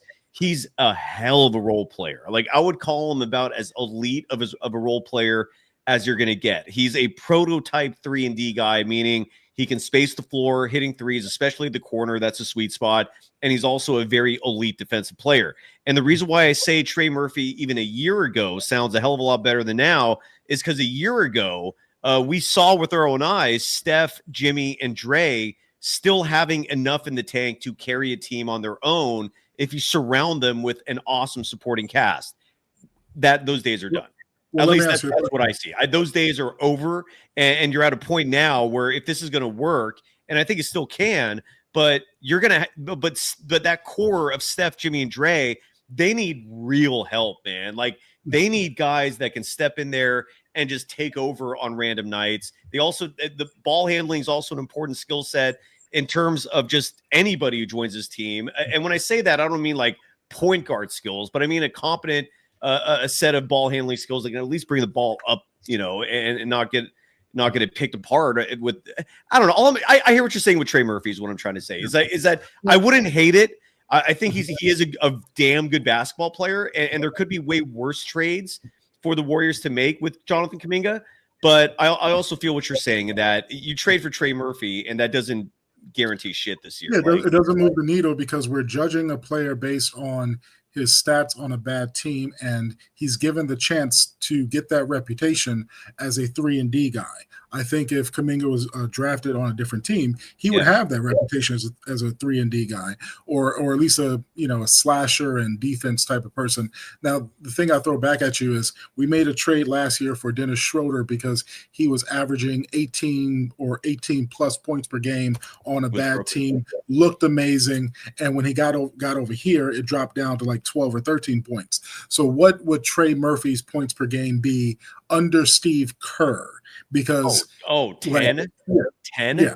It's 10 and 5? That would be his we're thinking that we're trading for 19 more points per game. We're not, especially under Kerr. And so that's one of the trades I wish that we would stop trying to entertain, because one, he's 27 years old. I don't think it moves the needle either way. Yeah, fair. Yeah, no pushback. Yeah. You're right. By the way, have you had a chance, and if you haven't, I totally understand, but have you had a chance to at least follow what LJ Cryer has been doing with the Santa Cruz Warriors? No, but whenever you bring him up in the show, I hear his numbers. I know it's like 24 points per game, like that. Dude, he's killing it. I think he came like an assist shy of a triple-double tonight. Let me pull those numbers up. He was fantastic. He was exemplary. And in any kind of common sense world, I feel like you'd see LJ Cryer. Where are you, by the way? What's going on, man? Why am I hearing sirens? This is. I'm close. I'm right across the river from New York City, so it's the same thing. Yeah, you're living in the city, so you got cats. So right outside, like, do you have a view of the action? Like, do you live where you can see the street? No, I can see the whole entire city from my view. Yeah. What borough are you in? You know Jersey City? Yeah. Yeah. So you're across the river. Yeah, right across the river. So you're looking at New York City from the other side of the river? Is that where you're at? Yeah, I have a great view. There's no buildings in front of me. There's a park, so I can see the entire Manhattan skyline. So no shit. But right in front of you, though, there's enough action where, like, you might hear a police siren. And... that was actually on my block that I heard the. Okay, that's amazing. And it's not a dangerous neighborhood, but they have to get to their destination. Oh, who cares? That's awesome. That's phenomenal. And then what's your setup? You got like a 1-bedroom apartment, or like what's your abode? One bedroom. By yourself? Yep. How do you afford that, man? Well, that's got to cost you a fortune, right? I think I definitely have a good deal compared to people around me, but I think I told you I'm an IT project manager, so I think I do. I never knew that. Okay. For myself, and gotcha. I'm also very. So here's the thing, if in next year, I think is going to be a really good economic boom in a lot of different aspects. If I hit 7 figures, I'm going to come on and smoke a cigar and give you a big 7 figures. Hey, it's a pipe dream, but if it happens, I'll let you know, and we'll be. Julian, if you hit 7 figures, you better sponsor this show, man. Like, I want to see a small sliver of that cut for your airtime here, dude. We got to renegotiate what are our terms here if you're pulling in 7 figures, dude. You'll see a super chat that says, "Hey, get me on the show, Tom." Yeah, all kidding aside, Twin Empire saying congratulations, rightfully so. 7 figures, good luck, man. Well, it's not there, but I've put in a lot of work in the last 6 years to set myself up for certain things. Bravo, dude. And let's hope the economy gets better for everyone's sake. I'm with you. Let's hope this thing turns around sooner than later. And going back to the Warriors, it feels hopeless. I hate that. I hate admitting that. It's not the reality of the situation, but watching this coach, man, Julian, do you feel the same way I do? Like the fun of Warriors basketball so many nights is gone because you know full well which players are the best ones, which ones should be playing, but instead you're stuck watching the role players, the lesser players that Kerr likes, and it feels like an injustice, like happening right before our eyes, and it's out of our control. But you can scream in your house, and you care enough that that you want to scream, and it's just frustrating. There's a lot of frustration. I was gonna say, with your LJ Cryer point, if we had a front office like OKC, he would be on this team because they identify their steals. Like Warriors, we've drafted steals, but we don't execute to the fullest on them. So if we had an OKC front office, I think LJ Cryer would have gotten one of those 2-way contracts over Jackson Rowe. I'm not sure what Jackson Rowe is doing here. Nothing. He would definitely be on this team because he killed it in Summer League. Defense, scoring apparently 24 points per game. And there was like another point I was going to make about this. Oh yeah, I was going to say the excitement level. And Kuminga is the only exciting player, and we win games because we do positional X and O's and curry ball. I was watching the highlights of the Dallas Maverick and Laker game, and there were so many alley-oop dunks, so many highlight threes. It was an up and down excitement. And we turn on our games. We got all of these 6'4" guys that just doing layups, rotating the ball, shooting threes, and it's not exciting. We might win the game, but it's definitely not exciting. Got Draymond Green can't make a layup. Oh, that brings another point. Kuminga should actually have 4 assists because GP2 and Richard missed 2 of his great passes when he drove the lane. So he should have had 4 assists. But yeah, we don't have any exciting players right now. By the way, LJ Cryer currently is 10th in the entire G League in scoring. LJ Cryer currently averaging 23.5 points per game. Again, good for 10th. Your top 10 scores in the G League, some names that you'll be familiar with, and at least one of these names has already been promoted back to the NBA, and that's Drew Timmy. But Ron Harper Jr. is your leading scorer in the G League right now. I don't know who Zion Pullen is. I don't know who Deshaun Nix. Actually, I've heard of Deshaun Nix. Tristan Newton, Jameer Young. I apologize. Drew Timmy, who I think is back with the Lakers. Ethan Thompson. Jalen Slauson, Patrick Baldwin Jr., former Warriors first-round pick. He's currently scoring 23.8 points per game in the G League. Mac McClung, and then 10th, LJ Cryer, who's also, in addition to the 23.5 points per game, is shooting 39.2% from deep. Sign me up. And despite his size, a lot of people like to point out that he's short. He's 6 feet, 6'1", depending on what you look at. Still grabbing 5.2 rebounds per game. Oh, and he's also dishing out 6.7 assists. He's a dog. I watched him in summer league. If he's at 6 feet, so if he's at that Chris Paul level, I think he's more athletic than Chris Paul, so he can get up underneath you and get those steals, outrun people on the floor. Isaiah Thomas did well in this league. I'm talking about the latter one. And so being short, if you have that dog and athleticism, it shouldn't be too much of an issue, especially here's the thing. Spencer is well enough, but he is 28 years old. LJ Cryer, I think, is early 20s. He should be on our two-way contract, I believe. But I feel like Steve Kerr would hit in his perfect world. He has Steph, Dre, Jimmy, and like 12 Pajemskis. I feel like that would be his perfect team. Just a whole army of Pajemskis surrounding his 3 veteran core, and that's it. That's what he would like. Like something tells me if he had genie type powers where he can just literally create whatever the F he wants. He's not going to sign turn his team into like 10 Cade Cunninghams, which is kind of like the direction I would go more toward. No, he would want 10 Brandon Pajemskis surrounding those guys. Someone in the chat brought up Malik Beasley. I feel bad for him that he lost out on like $46 million because he was eventually proven innocent for what he was accused of. Was he? He's still not, and he's still not signed right now. So I see, but I read something that he's still being investigated, I think, by the NBA or something. I saw something recently. I read something where he's not entirely in the clear yet. It is unfortunate. Yeah, he's out there. He's out there. Yeah. All right, well, man.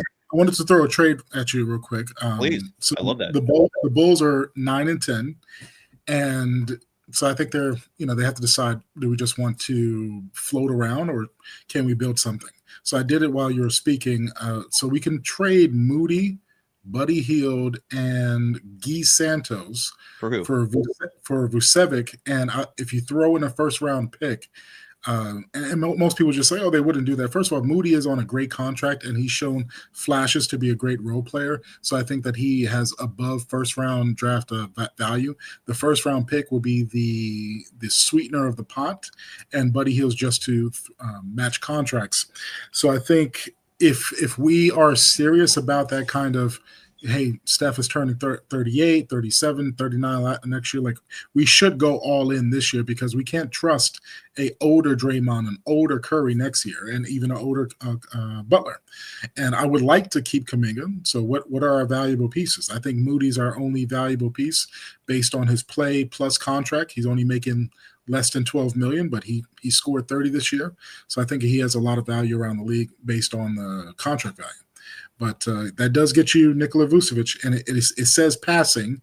It probably would need to be a 3-team trade just to load some players, because I think the Bulls have to waive 2 players, and the Warriors have to sign. That's minor details, though, right? Yeah, So you propose let me get this out of the way here. So you're proposing to send to Chicago Moses Moody and what else?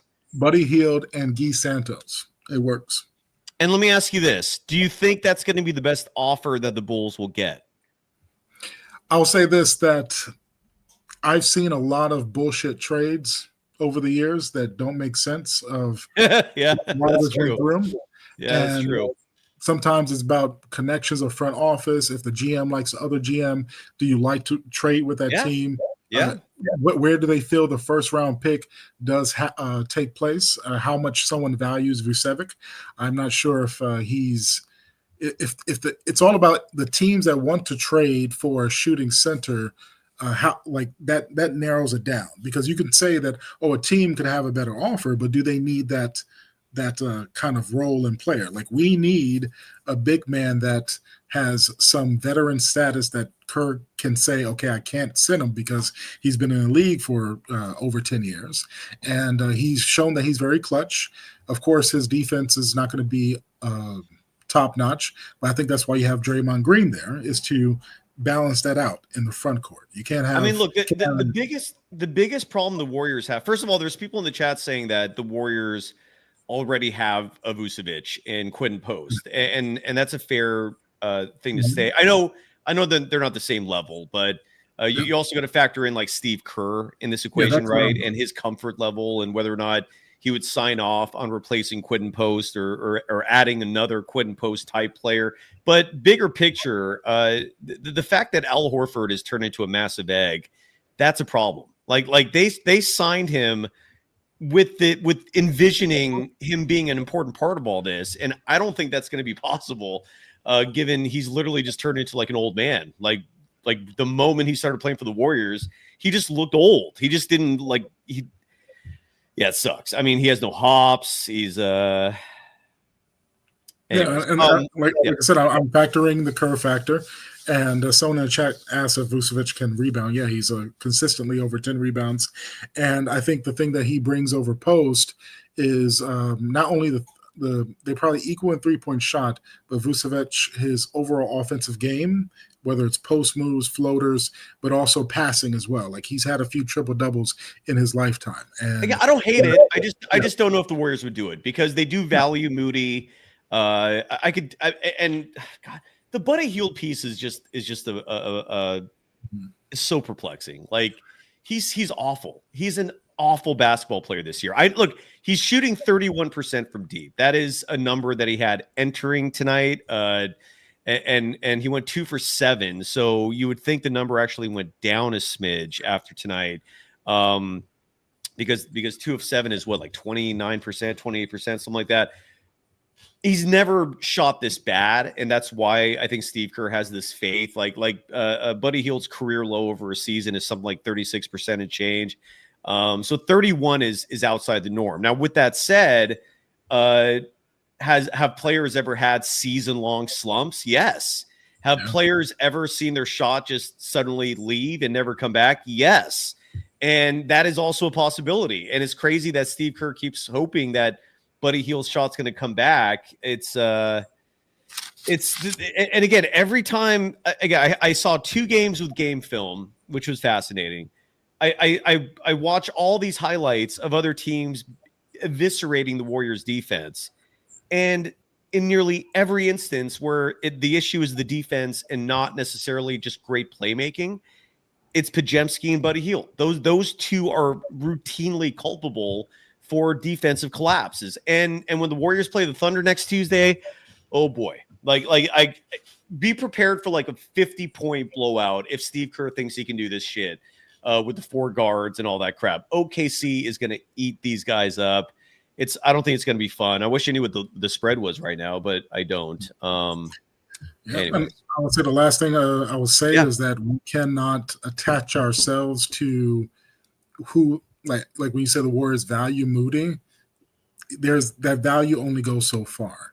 And we see that he has a great game. It's not, he does what I expect. He is a 3-and-D shooting guard / small forward, but he's never going to be the thing that, I can't trade him.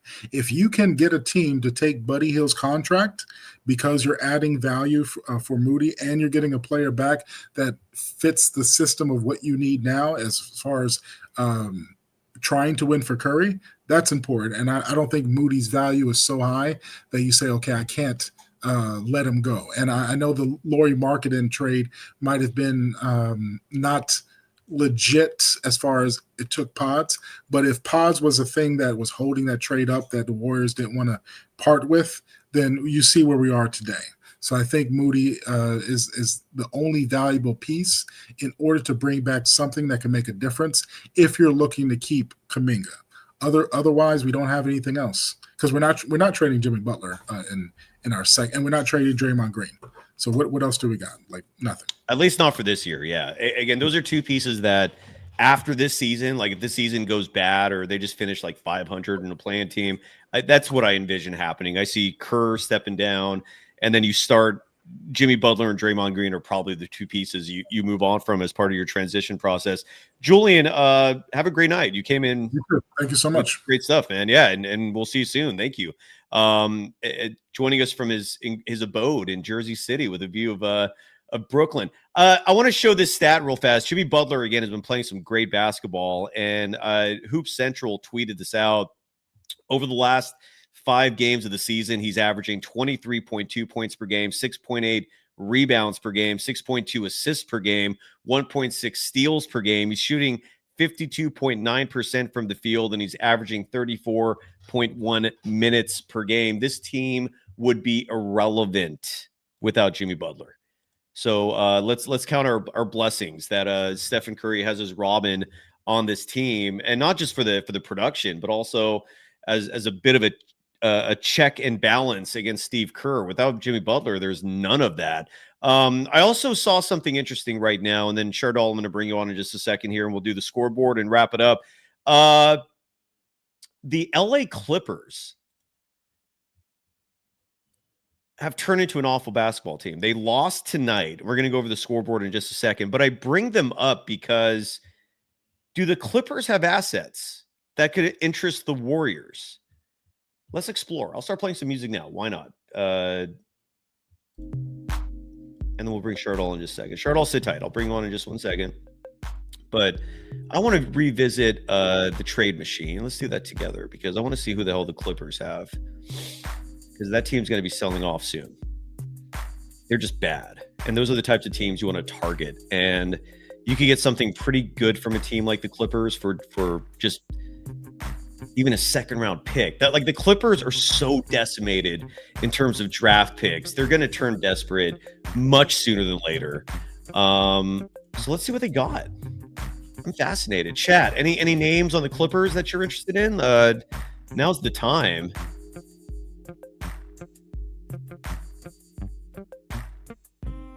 Penny Tomlinson in the chat saying Brooke Lopez, John Collins. By the way, I highlighted this earlier, but Chris Wood, thank you again for the New Zealand $5 donation. What do you call the currency, New Zealand? And Chris Wood, if you don't mind following up on this, I know you posted this a little while ago. How is life living in New Zealand? It sounds absolutely amazing. Would love to get your perspective on that, just for curiosity's sake. Quinton Post, 9th in the league in defensive rating. I also want to add this to the defensive rating figure that you present. That is not a stat that you should be taking seriously. Please don't take offense to that. But it's a very flawed calculation, a formula, if you will, for them to determine what players are good and bad with defensive rating. Case in point, and again, no disrespect meant to Stephen Curry in this case, but I think 2 or 3 years ago, Stephen Curry had the number 1 defensive rating for all guards, not all point guards, all guards. And again, Steph's awesome. Don't get me wrong. Grossly underrated as a defensive player. Is he the best defensive player? I'm sorry, is he the best defensive guard in the NBA? I don't know. Yet, according to defensive rating, he was. And I never looked at defensive rating after that. Let's take a look at the Clippers real quickly, just to see if there's anything there. Palmetto Money saying, I'd rather have Robert Williams than Brook Lopez. but what's the price of a Robert Williams? I think he's currently on the Trailblazers. Old Farm Craft bringing up Seth Curry. We talked about this on last night's show. Just to rehash, in case you missed that, apparently the holdup with Seth is the folks who calculated November 11th as being the earliest date that the Warriors could sign Seth were grossly miscalculated, largely because they did not factor in player bonuses that could kick in and could put the Warriors above the second apron. The NBA will not sign off on a contract unless there is enough cap space, excuse me, factoring in those bonuses as well. So I don't know what the actual date is that they can sign them, but it's looking more like mid-December. And if there's any quote-unquote expert that provides a report on the specific date that they could actually sign them without being worried about going over the second apron because they're hard capped right now, I will let you know. But I'm with you in terms of the frustration. I thought we'd be seeing Seth Curry in a Warriors uniform by now. Very disappointing that he's not there yet. But here we are. So hopefully Seth will be part of the team soon. And again, with DeAnthony Melton will not play Tuesday against the OKC Thunder, but the team plays 3 road games after that. And there is hope that DeAnthony Melton could be available in that 3-game swing. The Warriors also have a game added to their schedule. This is on Friday, December 12th.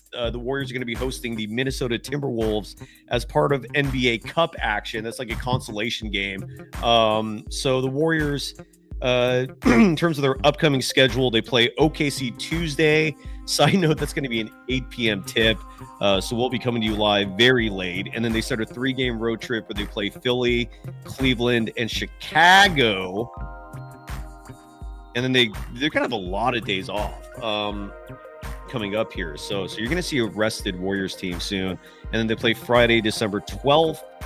They host the Minnesota Timberwolves. The LA Clippers, really quickly. Let's just see what they have that we could look at. So Kawhi Leonard, James Harden, they make a shitload of money. I don't know how realistic that is. Someone in the chat mentioned John Collins, but he makes $26.5 million. So to trade for a salary that big could be tricky, although it would be available. And then the question also could be raised is, would the Warriors want John Collins, especially at that price tag? Who's on this team that we like? Not Bogdan Bogdanović. Meh. Derrick Jones would be awesome. I don't know if the Clippers would just give him up.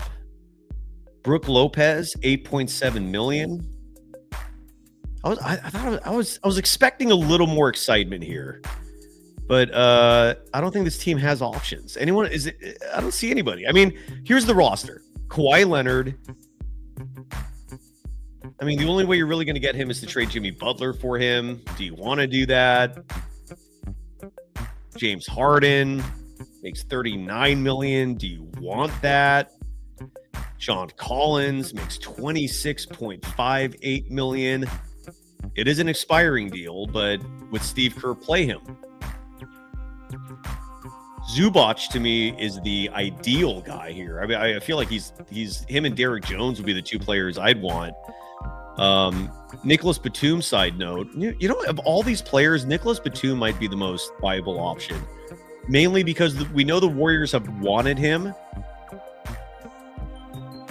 And in those years where they tried to pursue him, a lot of the stories indicated that he could fit Kerr's system seamlessly, and he's only owed $5.6 million. So let's say, for the sake of argument, we throw Nicholas Batum in there. Could be a small ball 5, spaces the floor. He's a good player. He's not great, but he's good. He's an improvement over a lot of what the Warriors have. And let's say, so can you get Nicholas Batum at $5.6 million for? See, would the Clippers do that for Buddy Hield? They wouldn't. They'd want to ditch money. So you'd have to include like a second-round pick. So, all right, let's say it's for Buddy and a second-round pick. Let's just say, for the sake of argument, let's just have some fun here. Where are the draft picks? I thought you could include draft picks in this. Well, the trade fails because... Oh, but the Clippers are hard capped of the first apron. That's another problem. All right. It just looks like the Clippers have no good options. Right? And then Julian Bashir saying Batum is washed.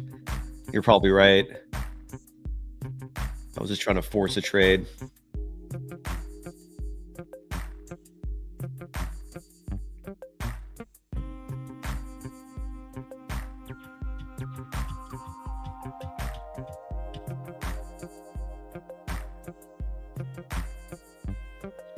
All right. Yeah, the Clippers. Well, taking this quick glance at their roster is all I needed to see to know why they suck. They're just an awful team. Shardall, how you doing, buddy? Good to see you.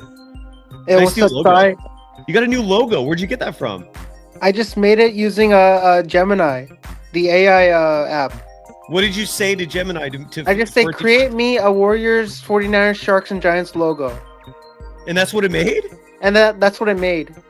It just added Athletic Club for the sake of it? For the sake of it, added it. All right, I like it. How you doing, buddy? Hey, I'm hi Sai. I'm a big fan of your YouTube channel. You make some great content videos on the platform. Thank you, as the Golden State Warriors take down the New Orleans Pelicans 104-96. What were your thoughts on the win? I mean, was it an ugly win? I mean, look, it just depends on your perspective, right? I'm under the impression that the Warriors are in this to win the whole thing, which I know some people might laugh at.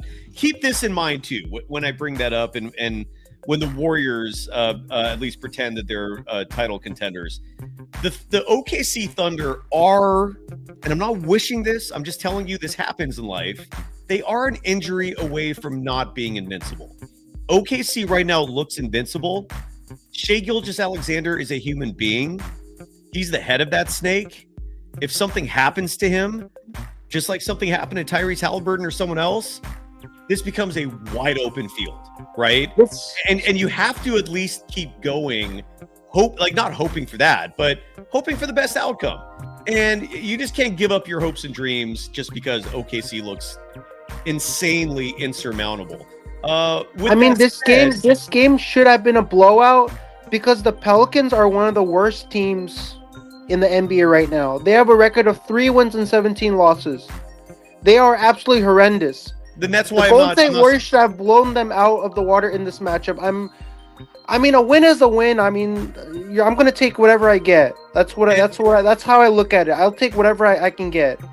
And again, so it depends on your perspective. Like you could look at this game tonight and go, they barely beat New Orleans. Ugh. Or you can go, they won. Yay.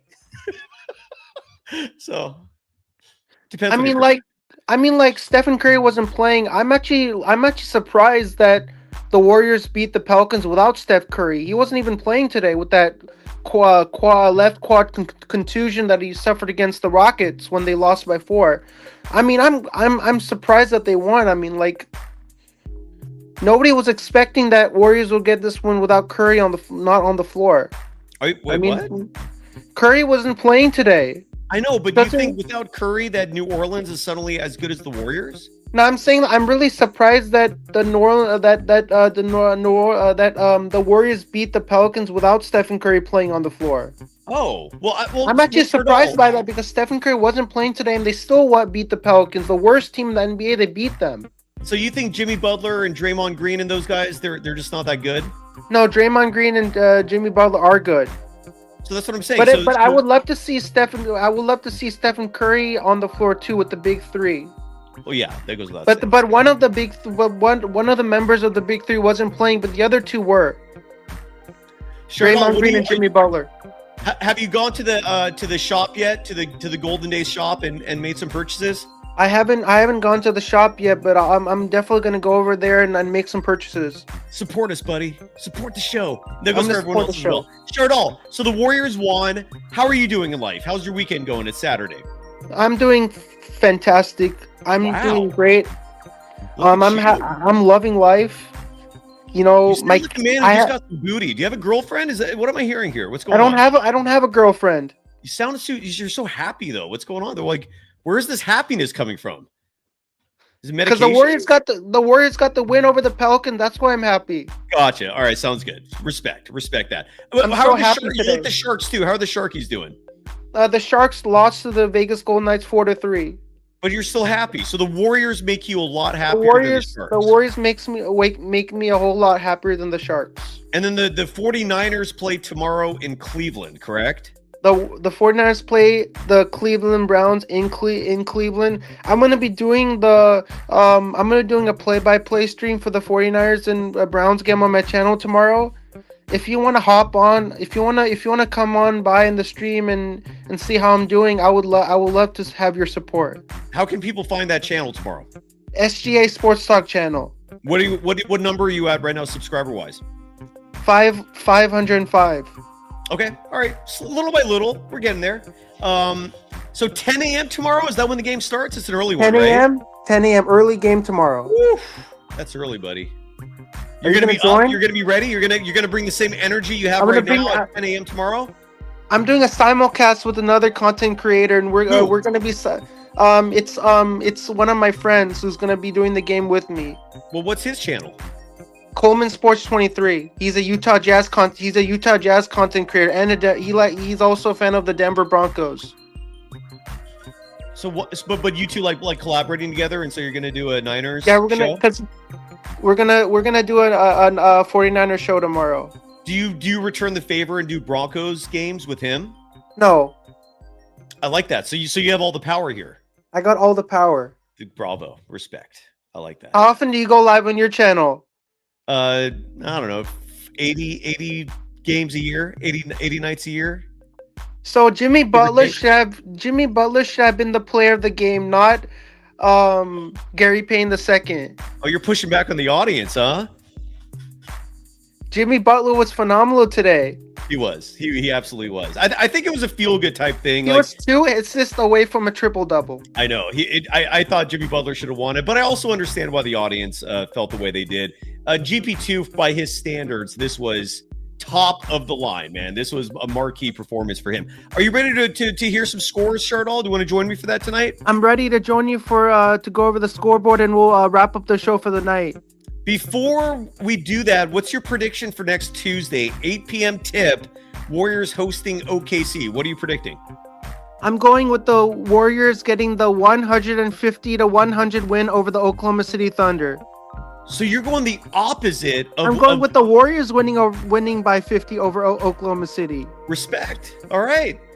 Well, let's hear how else. What else happened in the And NBA SGA is gonna have 5 points, and he's gonna have 2 rebounds and 2 assists. Shardall, are you the type of person that hopes people get injured?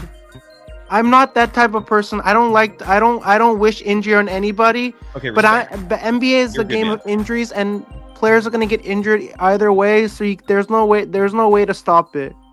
Good stuff. And for the people in the chat bringing up Jalen Williams, yes, I know he's back, but let's not kid ourselves. The head of the snake for the OKC Thunder is Shai Gilgeous-Alexander. If he goes down, that team is very vulnerable. Do you agree, Shardall, or no? I totally agree with that point. You're a good man. 100% wholly agree with that point. There's nothing I don't disagree about that. Bravo. Around the association on a Saturday, November 29th, the Boston Celtics were in Minnesota, and they lost to the Timberwolves 119-115 the final. Minnesota improves to 11-8. Boston drops to 10-9. Anthony Edwards, 39 points in the win. Jaylen Brown has been having a hell of a season. 41 points, 6 rebounds, 7 assists in the loss. A final in overtime, the Toronto Raptors saw a nice winning streak snapped in Charlotte. Mikal Bridges, 35 points in the win for the Hornets, who improved to 6-14, a 118-111 final. Scotty Barnes, 30 points, 12 rebounds in the loss. Chardol, if you hear any team that makes you interested in a trade, let me know, okay? We'll let you know if there's any team that I'm interested in a trade. Yeah, with the Warriors, like a team that might have actual names. The Indiana Pacers won their 4th game of the year, defeating the Chicago Bulls 103-101 the final. Pascal Siakam, 24 points, 9 rebounds in the win. Josh Giddey, 17 points, 11 rebounds, 7 assists in the loss. The Bulls, after a hot start to the year, they're now 9-10. The Pacers, 4-16. The Detroit Pistons, in a high-scoring affair tonight in Miami, 138-135 winners. Cade Cunningham, 29 points, 8 assists in the win. Andrew Wiggins, 31 points, 6 rebounds, 3 steals in the loss. Chardol, do you miss Andrew Wiggins at all? I mean, I do miss Andrew Wiggins. I mean, he was great on the Warriors. I miss him. I wish he comes back. Like, I wish your voice would come back. Where'd your voice go? To my team, but I really missed him, man. He was such a great basketball player. I wish he comes back to the Warriors. Why do you sound so distant all of a sudden? Like, this is normally in reference to the Matthew McConaughey movie Dazed and Confused. Right, and then but when you talk now, it sounds worse. What's going on?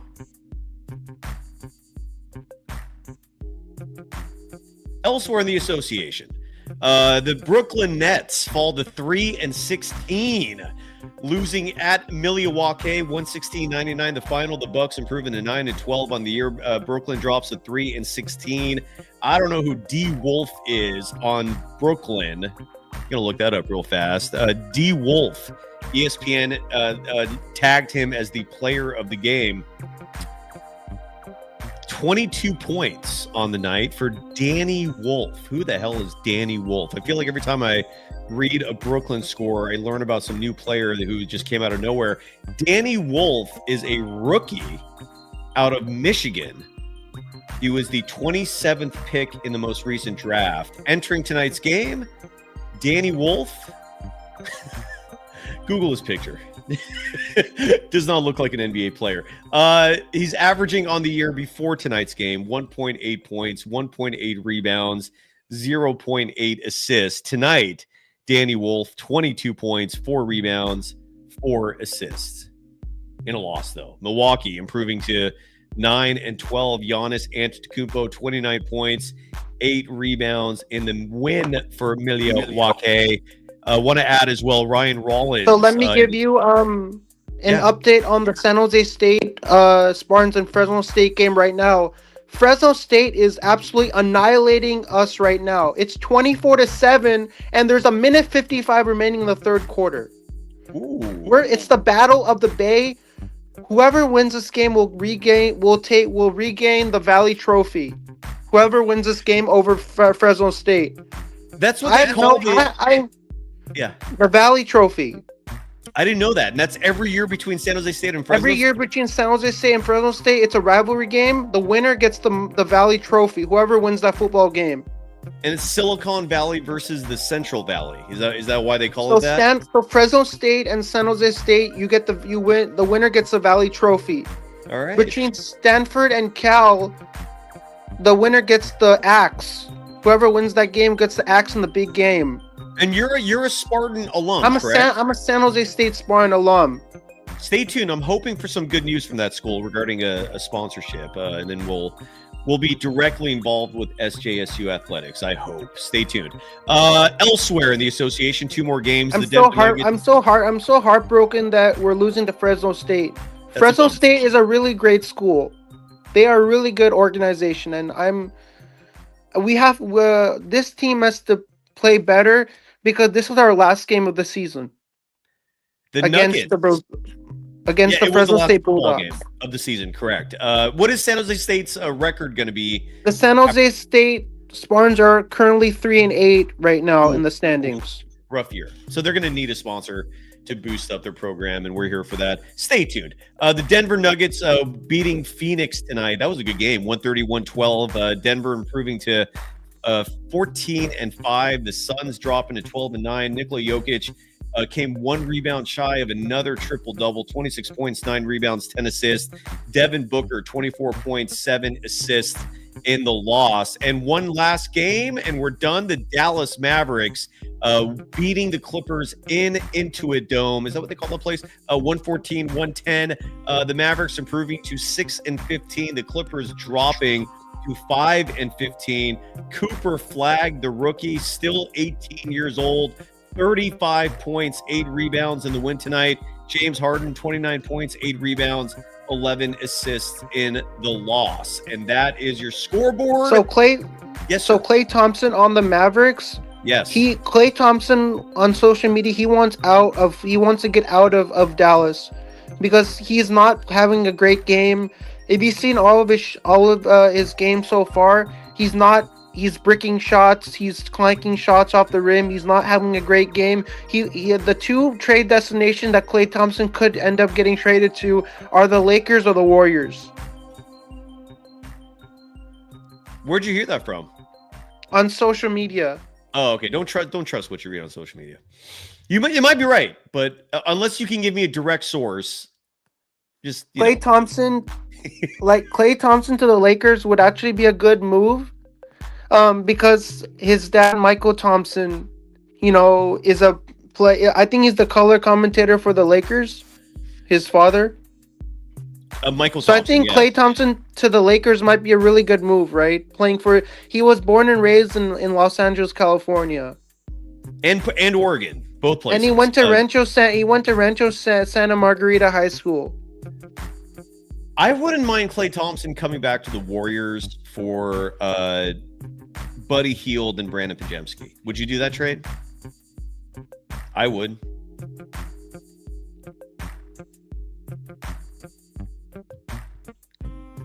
Nothing, Chardall? No thoughts on that?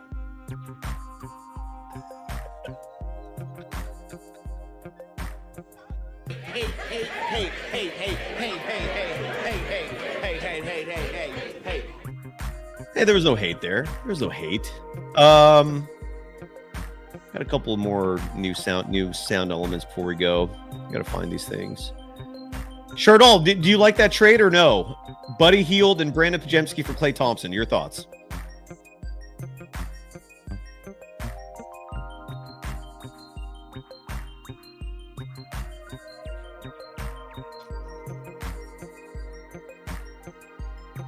Is Pajemski too much? Do you like Pajemski? Is that why you don't want to do that? Chardall, how can people get a 10% discount on the merch store? Golden Days in reference to the Matthew McConaughey movie Dazed and Confused. That's correct. So he's not with us, but he's still with us in spirit. Chardall, great run tonight. You were fantastic.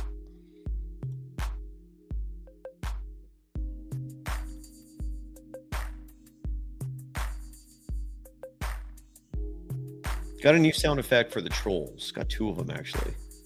It's a polite way of saying F you. Oh, hey, you. Yeah, there you go. Oh, hey, F you. Oh, one more.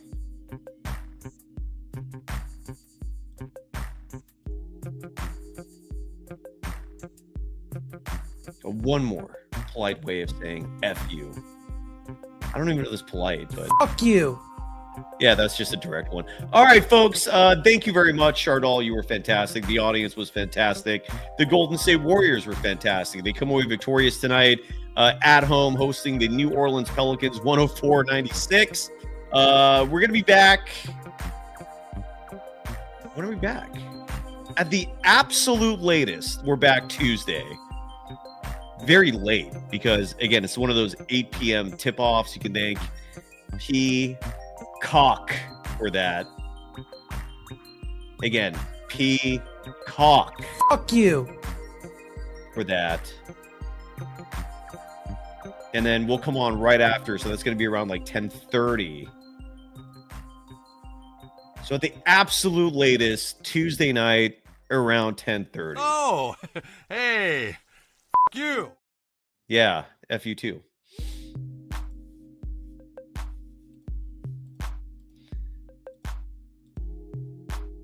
Where does Chardal go? He just bounced on me. I think he had a bad connection. In case you folks aren't familiar, Chardal, when he's waiting in the green room to come in, sometimes he'll write little notes to me. And the note he wrote me tonight was, "I'm getting impatient."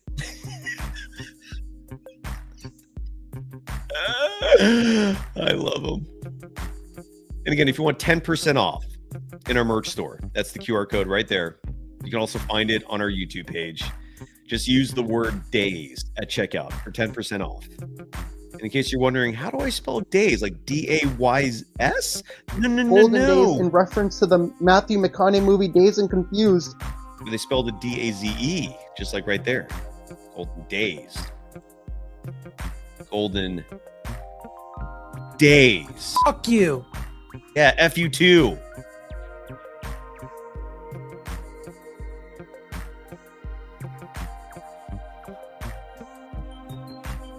This one's still my favorite though. Oh, hey, you. All right, folks, we're out of here. We're getting a little too crazy now. Let's just stay calm here. Don't get all crazy on me. All right, I'll calm down. Thanks, everybody, once again. We're back, hopefully before. Shardal's back. Where'd you go, buddy? My phone died How'd you charge it? quickly. I had a charger right by me. I You didn't in your realize my car, phone you know? died. Where I'm are sorry, you my- right now? I'm in my room right now. Okay, gotcha. All right. So you let your phone die in the house. That's Bush League, buddy. So I'm kidding. I'm kidding. Shardal, have a great Hey, night, Si- all right? Tell Hey, everybody. Si, good night. I really love all your sense of humor. You keep the show entertaining. I love that about you. I love everything about you, man. There's love not everything one about you, thing. Shardal. There's not one thing I don't like about you. One of the Right greatest back at people. you. You're one of the greatest people I know. I don't know about that, but thank you. So No, are you are you are one. No, you are one of the greatest hosts. Thank you, buddy. I don't even And know. I'm about- always I don't even I'm know if always that's- gonna be a great. I'm always gonna be a loyal member of San Jose State University. I'm always gonna bleed that blue and gold for the Spartans and the Warriors, right? for the Spartans and the Warriors. Hey now. Say goodbye to everybody. Sai, you know how much of you know how great you are, and I truly mean every word know that you I'm do. saying. I don't think you're right about that, but thank you though. What's up? Say goodbye to everybody. It's time to go. Bye chat. Viewers, make sure to click the like button, smash the subscribe button, ring that notification bell for Golden Days in reference to the 1996 Matthew McConaughey movie Dazed and Confused, and also subscribe to the SGA Sports Talk channel. I'm at 505 subscribers. I'm 95 subscribers away from 600. Let's get So that make number sure up. to make sure to go to my YouTube channel and click that like button. Show me some love on my channel, man. I'm trying to get to 600 subscribers. So if there's We'll get anything the audience can do to get me there, I would really appreciate that. It really help out the YouTube algorithm a lot. Beautiful. Shardal, have a great night, all right? So I have an upcoming trip that I'm going to. I'm thinking about whether I should go to Las Vegas to celebrate the holiday season, or I should go to Cabo. That's a tough decision. I want to go to Cabo again. I Cabo did San Lucas. Vegas for Christmas one year, and I ended up partying with Adam Sandler. This is a true story. Adam Sandler, Rob Schneider. This was before Rob Schneider became crazy, and Jamie Foxx. My point is, Christmas in Vegas, it's quiet, and notorious people tend to show up that time of year because it's so empty. And I had the time of my life. It was fun. Do Vegas. Besides, Yeah. I'm thinking about Vegas or Cabo. Cabo's nice too, but I say do Vegas. It's Christmas. I'm a big fan of your channel. Love all the Big fan of yours. content you make on the platform. I'll always be a loyal supporter of Thank you, Golden Days. I'll definitely join you for another Golden State Warriors post-game show. We'll see you Tuesday night, right? Right? I'll see you Tuesday night. I'll see you Tuesday night. It's gonna be a late one. Hey, Okay. what do we? Hey, what's our message to Peacock for these 8 p.m. tips? Fuck you. Yeah. Hey, Peacock. Oh, hey, you. Yeah. Fuck Hey. you. AF Peacock. These 8 a.m. starts too late. Too late.